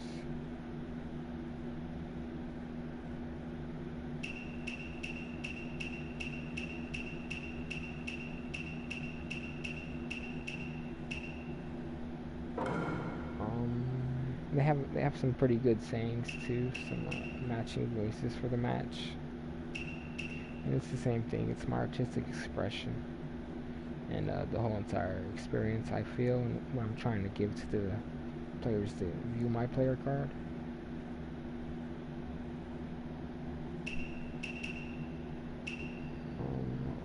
I'll go ahead and test it out real quick.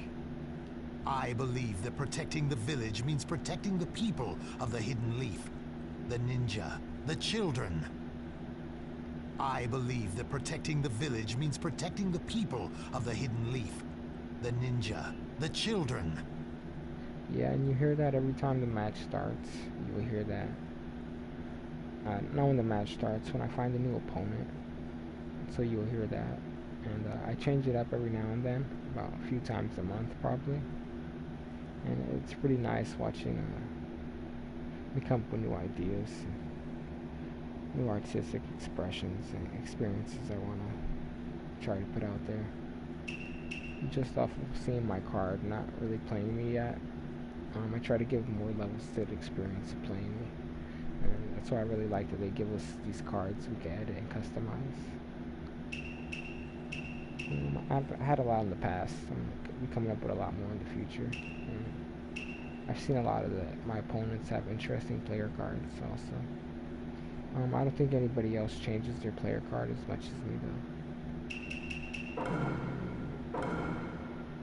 My player card list, these are like the opponents I fight right here. So you can kind of see that I mostly fight high level opponents. There's a 21, 7, 18, it's 1, 11, it's 18, it's a max, it's 20, 19. As soon as you're around level 17, you're starting to approach high level, but there's only a small percentage of the game that reaches max level, or that really gets past rank 20.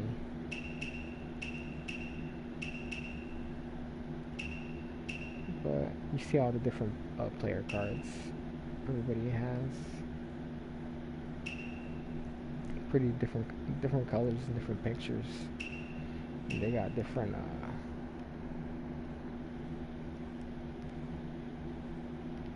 different titles.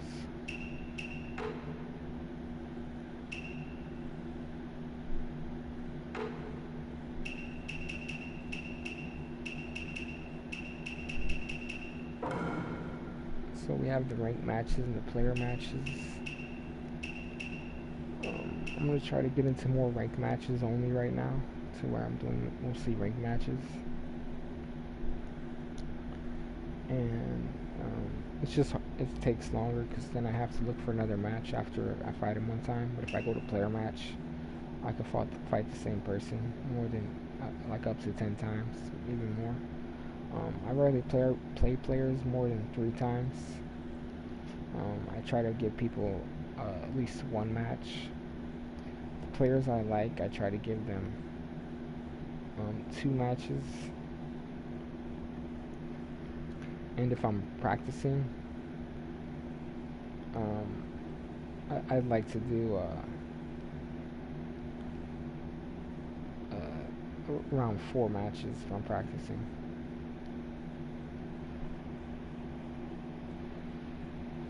And any strong players I'm testing myself against, I'll do like 10 matches or 20 matches. And I do extreme training, like I'm seriously playing. I'm going to play like 100 matches against one player that's really good.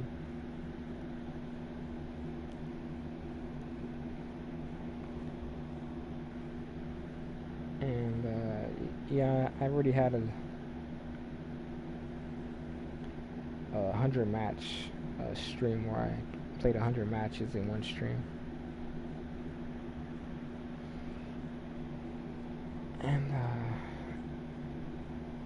yeah, it took about like 18 hours though, but I had a lot of people I was playing at the time.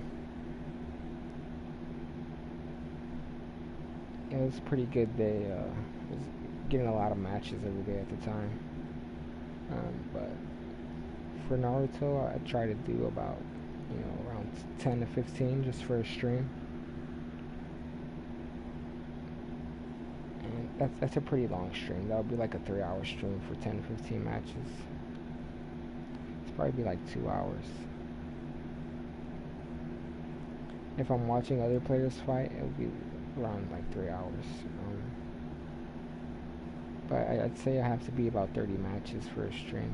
That'll be good. It just takes a while for you to find matches to where I wouldn't really want to be sitting there looking for matches. But if I could find good players beforehand and even invite them, I have them ready to play against me for the stream. So that'll help everything out a lot better than me sitting here waiting for matches. It's gonna take a while before I could go find players to come join stream and all that, and make sure that they're professional and mature. They know how to play the game and they're entertaining and we can have fun together.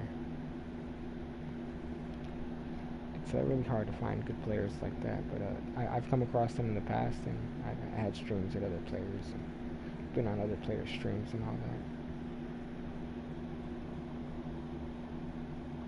We have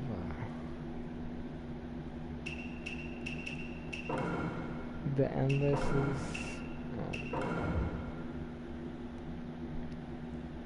it's hard to win matches in the endless against the best players, but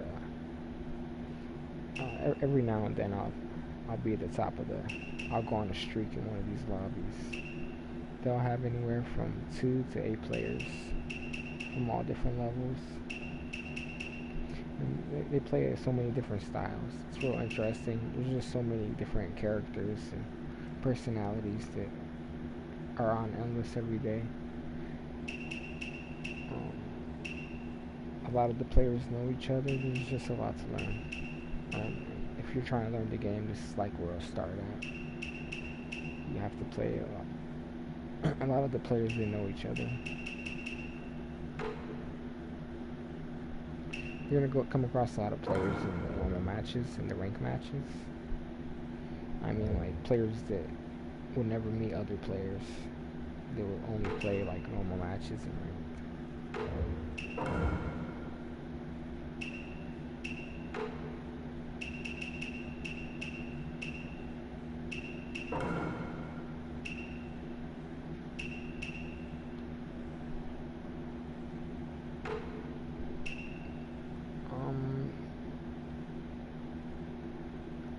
You could probably find a lot more easier matches in ranked. So players don't have to play the same player over and over again. There's a lot of players who just want to play one match, and then, but there's a lot of players in ranked that are low ranked that they won't play anybody high ranked, and they'll go to player matches and do the same thing too. It's just hard for low ranked players to, I guess, find each other. And none of the low ranks want to fight the higher ranks. You have to get about to rank 20, and then that's when you start fighting everybody. But there's some rank 20s that will dodge anybody higher than their rank. I just haven't seen a rank 20 that will dodge anybody higher than their rank in a while. There's a lot of players with a high win percentage that they won't fight anybody with a lower win percentage. So there's players that won't play me because I only have a 40% win rate.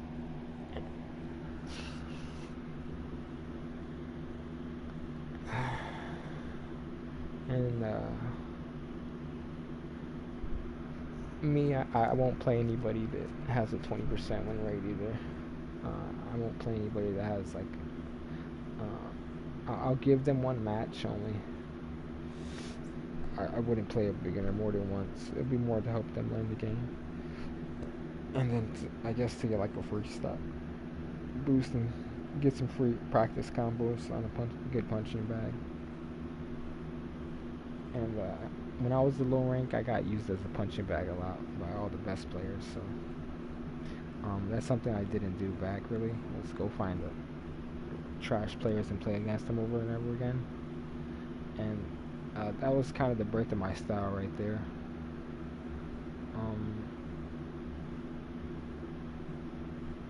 I'd only play against high ranked players pretty much. And I helped everybody in the game get better over time. So the game's a lot better conditioned than when I first started playing Storm. And hopefully it doesn't take me too long to go over everything. I'd have to explain to get a proper Storm 4 stream going and to actually do a proper intro. But the next take of this stream should get closer for there to be a more proper Storm 4 stream. Right now I'm looking at a couple weeks, me going over how to present all this and do it properly. I need to practice talking too, because I'm getting tired of keep thinking and keep going over everything and remembering stuff and making sure I'm speaking clearly and pausing correctly. But I'm trying to do it as best I can right now for this stream so that I can keep practicing and getting better at it. So I'm kind of a little bit tired, but I can keep going forever, pretty much. But I got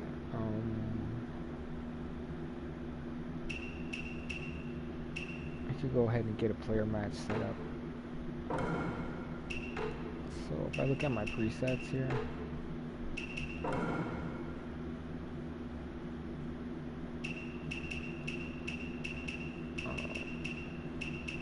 Yeah, it's pretty current.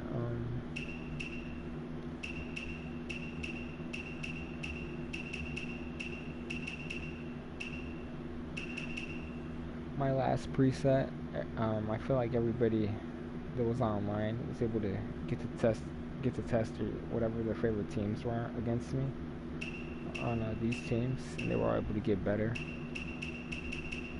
And so I had a different preset last month. I had a different set of 9 teams. How many teams is this? 8, 1, 2, 3, 4. I had a different set of 8 teams last month, and I'm gonna make another one.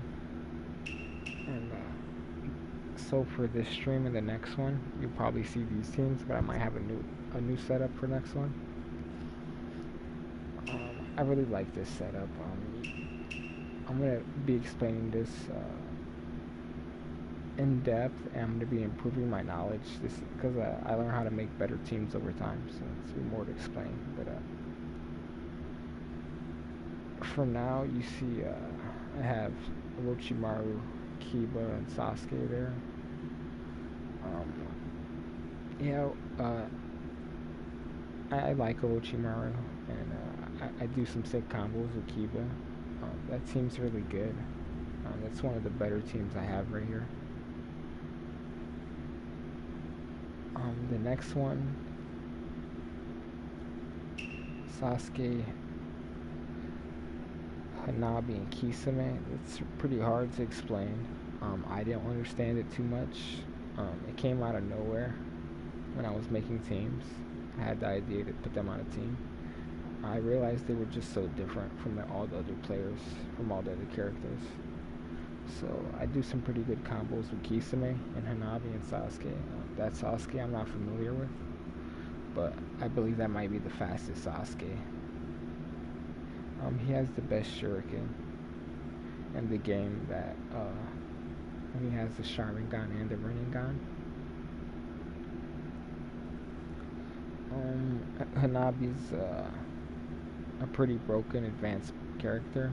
You have to unlock her later on. It takes a little time to unlock her, so not everybody has her, but she's really good. I have her on a lot of teams. The Hyugas, I've always used the Hyugas, all the Hyugas, and Hanabi's always been the Hyuga I never used. So I'm starting to play. I'm just now starting to play Hanabi, but all the other players, they all play Hanabi in the past. All the other good players. Everybody seems like has experience on Hanabi. Anybody that skipped over Hanabi, they kind of just don't know what they're doing or what they want to do with the game.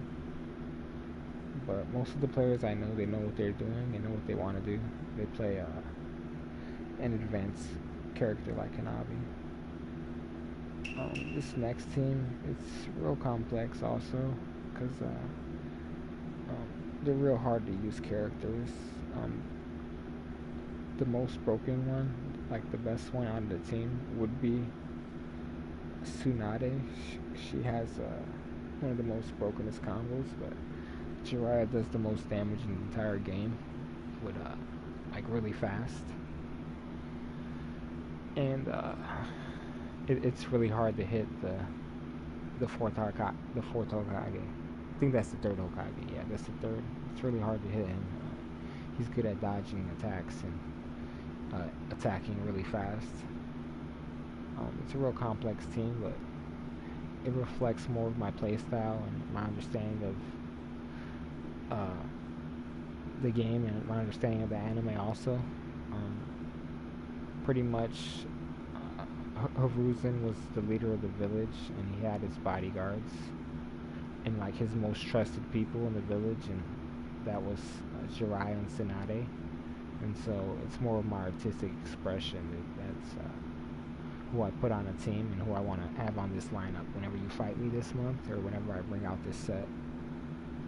That you're gonna see the leader of the Hidden Leaf, and probably Hidden Leaf's prime shit,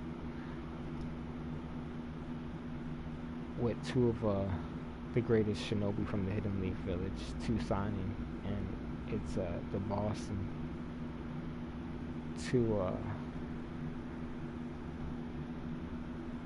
two most legendary Shinobi that that is working for him. And then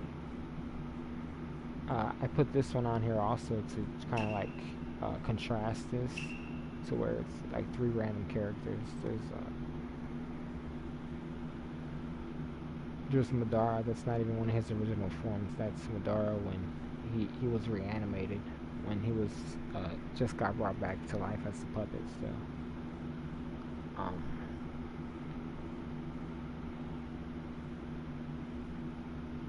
Yeah, I'm pretty sure it was Kabuto that brought him back, and then as soon as he got brought back, he broke the spell that Kabuto had. And then and it kind of shows they're kind of connected a little bit too, because Kabuto's there in his final form, like after he's already brought everybody back from the dead, and it has Madara leading them. And when Kabuto sent the army out, he had the Kazekage go to the front lines and fight for them also. So they were all on the battlefield at the same time. Madara was on the battlefield. He might have came after the Kazekage died, but they all popped out around the same time in that TV show.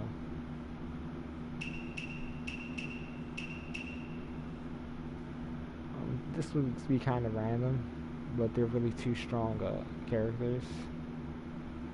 Tachi was brought back from the dead. Then there's one of the 5 Kage, the Shukage, and they're both really strong characters even by themselves, and they're so strong I felt like they didn't need a third character on the team. And I run advanced teams. When you see me running a 2-man team, I'm running advanced technique, and it's just a different form of the game. I play singles, I play duos, and I play triples, and they're all different parts of the game. You can't understand the game as a whole unless you understand all of them. And everybody has different experiences playing singles and duos and triples, but most players just play triples. And there's a lot of players that play triples and duos, and then there's players that never play singles. And I wanted to reflect that in my presets every month, to where I have my 2-man teams and I have my 3-man teams.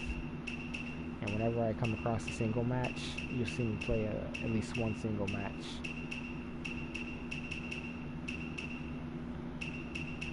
And these two were together in the anime too. They kind of go together. And then these two were together in the anime also. That's the student and the teacher. And this is another random one that I wanted to reflect again. And this is the one that's actually from 3 different time periods. This is going to be the most random out of all of them, really. This one seems random too, but so even though I explain my presets, when the match starts, when I'm playing them, I'd have to explain of what my theory is on how I want to play them and how I should play them. As I start to learn throughout the match, because I start to learn more throughout every match I play, I get better. Depending on which team I play, also it can increase how much I learn in the match. And I play new teams all the time, so I'm always learning new stuff. And there's a lot of stuff that I don't practice though, that other players that they practice the same team over. There's a lot of basic stuff that I don't do that a lot of beginner players do, and even other advanced players. So you'll see me throw a match every now and then, pretty much, because it's not part of my play style yet, and I specifically ignore it so I can focus on my play style. You just learn so much that you forget something, and you have to leave room inside your brain to learn more stuff. So this last team with Tobirama, none of the players are connected on that team, but they're all really good players. They're all hard to use. It's hard to use Tobirama, it's hard to use Obito, it's hard to use Mifune, but they're really good though once you get used to them. You just won't see beginners pick up a team like that. If a beginner tried to play this team, they'd just get destroyed. A beginner will have to pick up a team like this. because Orochimaru and Kiba, they kind of just do easy stuff that it's easy to win. And if they really want to get good at the game, they'd have to switch to the common teams that the pros use, and they'd have to talk to the really good players that know how to put those teams together, and they would have to get on their good side to where they tell them how to make those teams. They're good at teaching the game to new players, so they'll teach you how to make common teams and how to play the meta. Like I said, beginners will be encouraged to play this right here.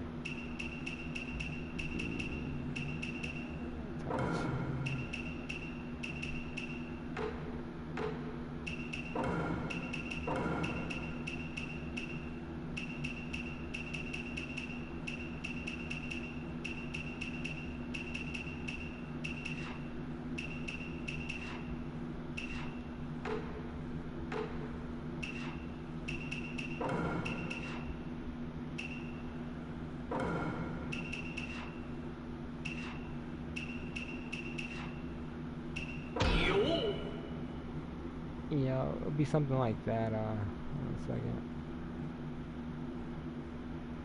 And I'll show you why in the match. I'll just go over there and show you.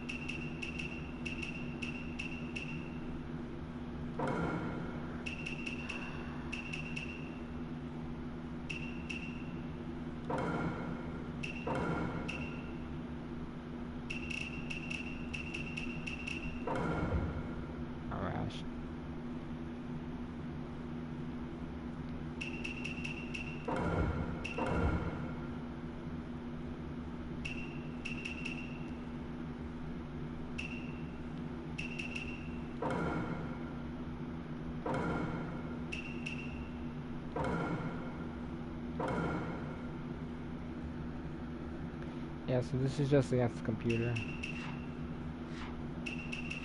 So if you're learning the game, you're gonna have to stay from bad characters.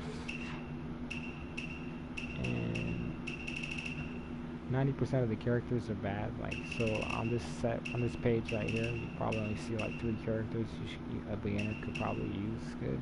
And that's gonna be like Senju.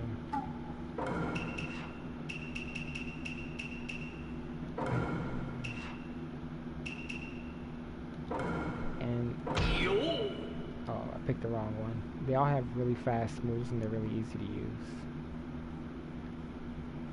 And it's hard to block their attacks. Like, even if they're really good at the game, it'll be hard for them to block all Senju's attacks and all the pain, all Tasha's attacks. This button. Battle begins. Almighty push. I'm leaving.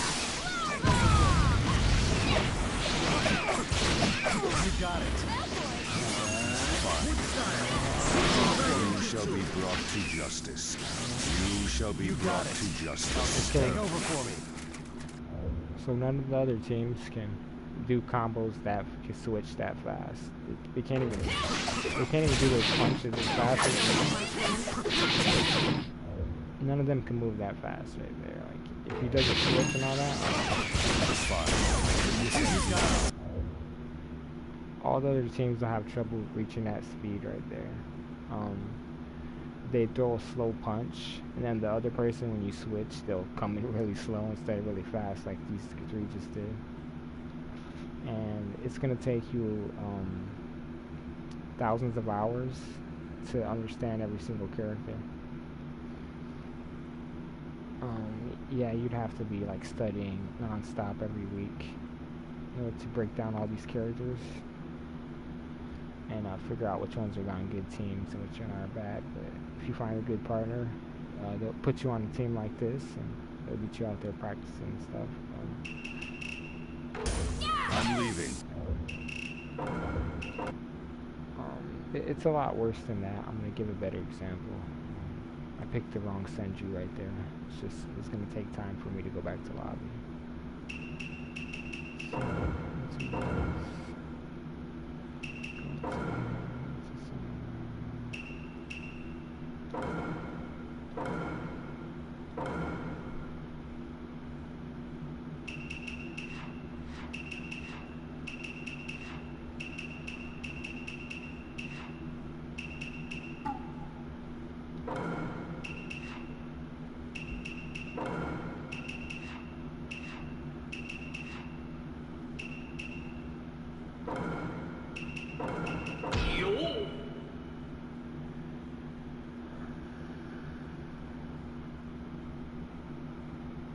So now that I got the right Senju's gonna non-stop be doing his combo.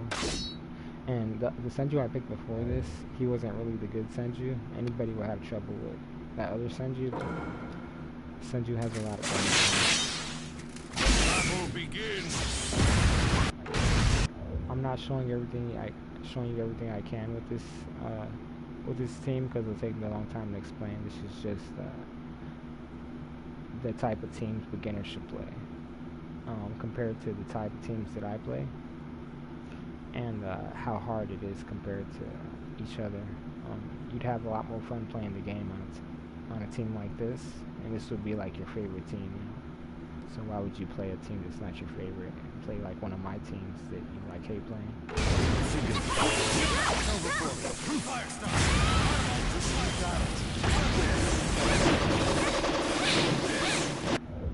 So we just do shurikens back to back. So right now he's just overwhelming them, and he still has chakra left.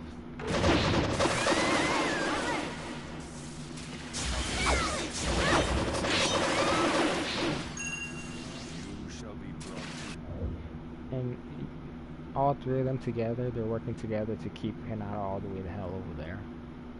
So if you put any other team together, they're not going to have any of these type of moves and shit to where they could keep them back as good as these three are. And yeah, so like 3 weak team members versus 3 strong team members. The 3 strong ones are going to beat the 3 weak ones every time, because you need good teamwork between all 3 in order for it to be a good team.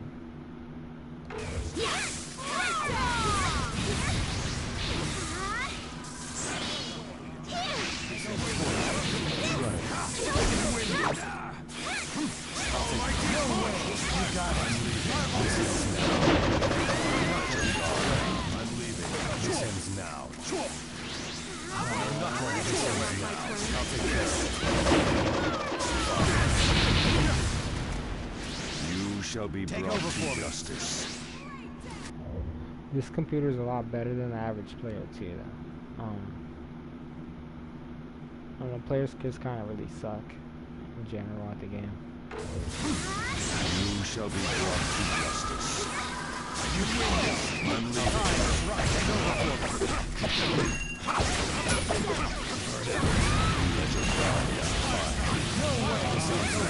You shall be brought to justice. You got it. The victor has been decided. No Hokage worthy of the name. So the computer only hit me a few times there, but it was able to stop me from doing a lot of combos. But most players won't even be able to stop me from doing combos. The computer did a lot better than most people would, because they know how to get around stuff that the average player just wouldn't. But even if you play this team, you're still going to lose against a good player if you're new at the game, and it's going to take you a long time to figure out how to beat that good player. So these teams aren't going to save you officially. The teams I play aren't going to save you at all. You're just going to lose matches. I'll bring out one of my teams and show you the difference. I do have a beginner team right there, that first one, that first team. That's a team beginners could play, but I'm not gonna play that team.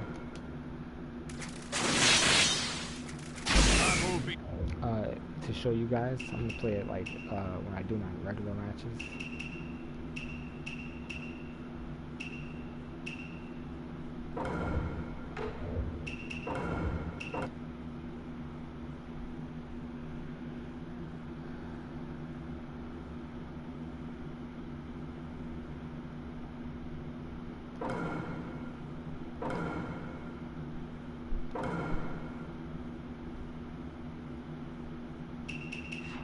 So this first team would be something you can play. It'd be easy to win on this one, but I'm not gonna play it because it'll be too easy. It'll be as good as the one I just showed you, and not too many players know about like this team right here.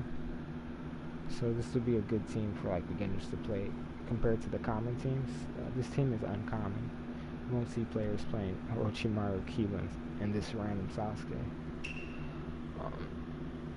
This one's kind of good to use. It's extremely fast. All three of those are really good, so I don't really want to show you that either, because I just showed you a good team. I want to show you something that won't get beat up. Alright, this one's pretty good too. That's really fast also. This one's stupid fast too, for some reason. Even though those are three of the best ninjas man in the TV show. This one would be dumb hard. For some reason this one's easy and this one's easy too. I'm just really good at making teams at this point. So where even though these teams aren't common, they're still good. I'll explain how I make the teams too more later on, but it's just hours of me talking. So I'm gonna do that later so I can focus more on for beginner players watching the stream and exactly where my skill level is at, and how I'm gonna get better, and how like anybody watching could get better, and if anybody's better than me at the game watching, they could see of the different play style and how I'm taking different steps to get to where everyone else is going. So this would be more of the team I want to show you. It's just the only one that has a good move is Tobirama. But Mifune, it's hard for him to get his move out, and it's hard for Obito to get his move out also. But Tobirama, he's really broken in the game, but nobody really knows about him, how broken he is.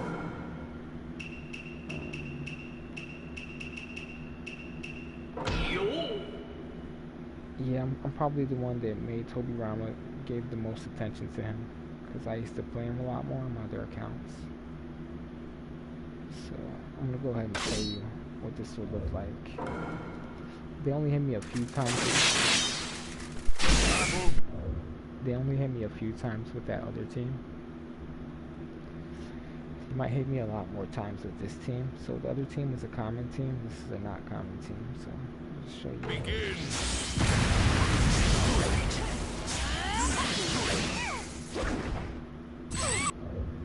That move right there it's pretty hard to practice to get good at, because people know how to dodge it, and if you mess up and miss that, you could get punished really bad if Mifune doesn't dodge it. But the computer's kind of weak sometimes, but sometimes the computer's strong. But in that situation, it was just extremely easy for me to do it. But it's really hard to do that move right there against a good player.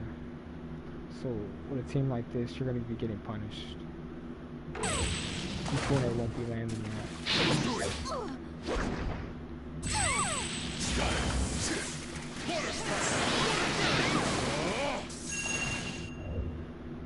Now Tobirama Tobirama could just overwhelm them so bad. It's just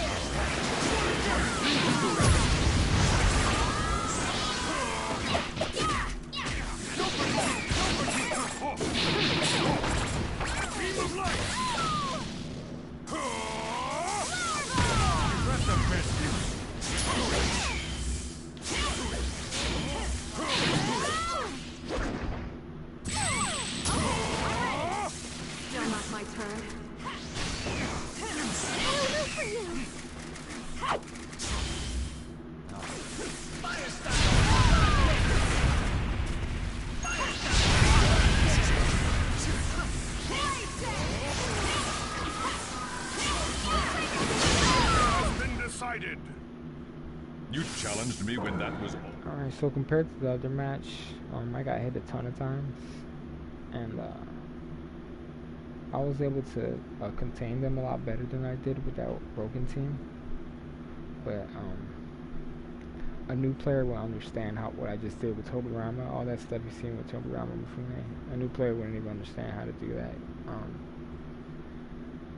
They'd get pretty much, like, if they tried it, they'd have a bad experience. But if they practice it and figure out what I figured out how to use it, then um, they'd be good at the game in a different way than any other player would be. So um,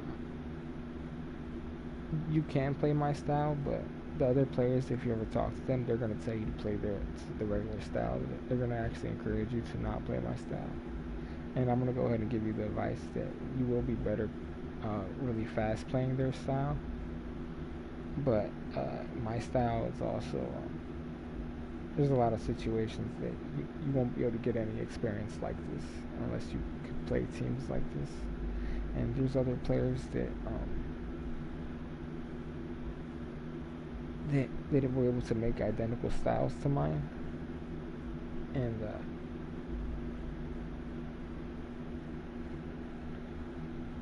and their teams look really identical to mine, but we have different teams though. So it all depends if you want to be more traditional or you want to go be more unorthodox. And I'm more of an unorthodox player than a traditional one. Yeah, I change my stances a lot too, and I try new experiments and styles. So I have a lot of really cool teams. So if you're watching any streams or trying to have somebody else teaching the game, you're gonna see that their teams are pretty common and standard, and you know, simpler to learn, and easier for you to win your games and have your fun. But and if you do learn how to play more of unorthodox, you're gonna see that you still have fun. You're very unique, and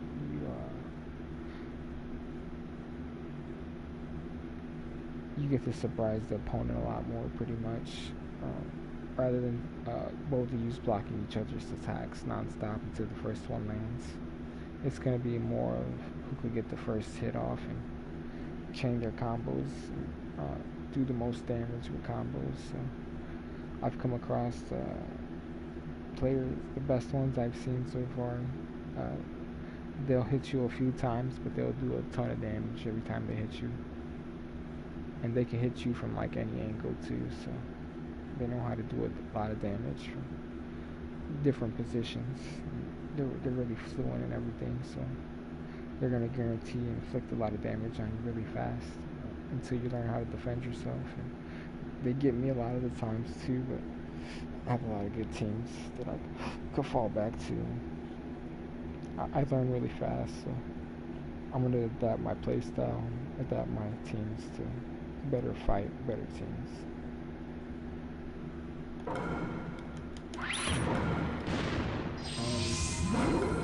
That's just to explain that you'll never see me play traditional common teams like what you see the other streamers play.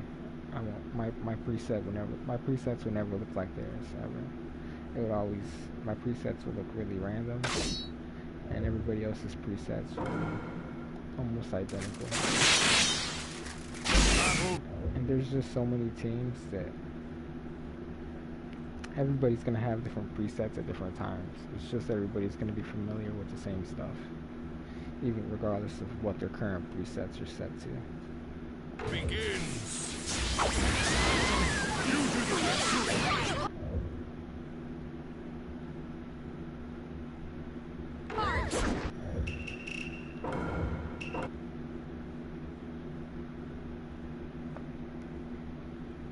So every match, you're gonna be able to learn something new from watching me commentate on the match and talk about the team I'm using. Because pretty much every match, you're gonna see a new team play, a team you haven't seen play before.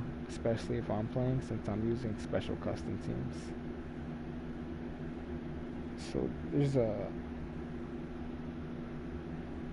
there's a lot of unique experiences that are going to be happening in every match, so it's not like any match is going to be boring. The only time the match will be boring is if I get beat by like a really good player, and that will just be more frustrating for the people watching because they'll be wanting to see me actually do good. And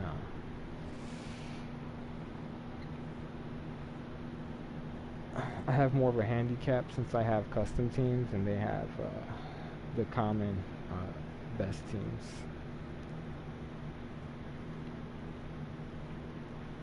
But I'm already at a high level to where I could actually put out a really good performance regardless.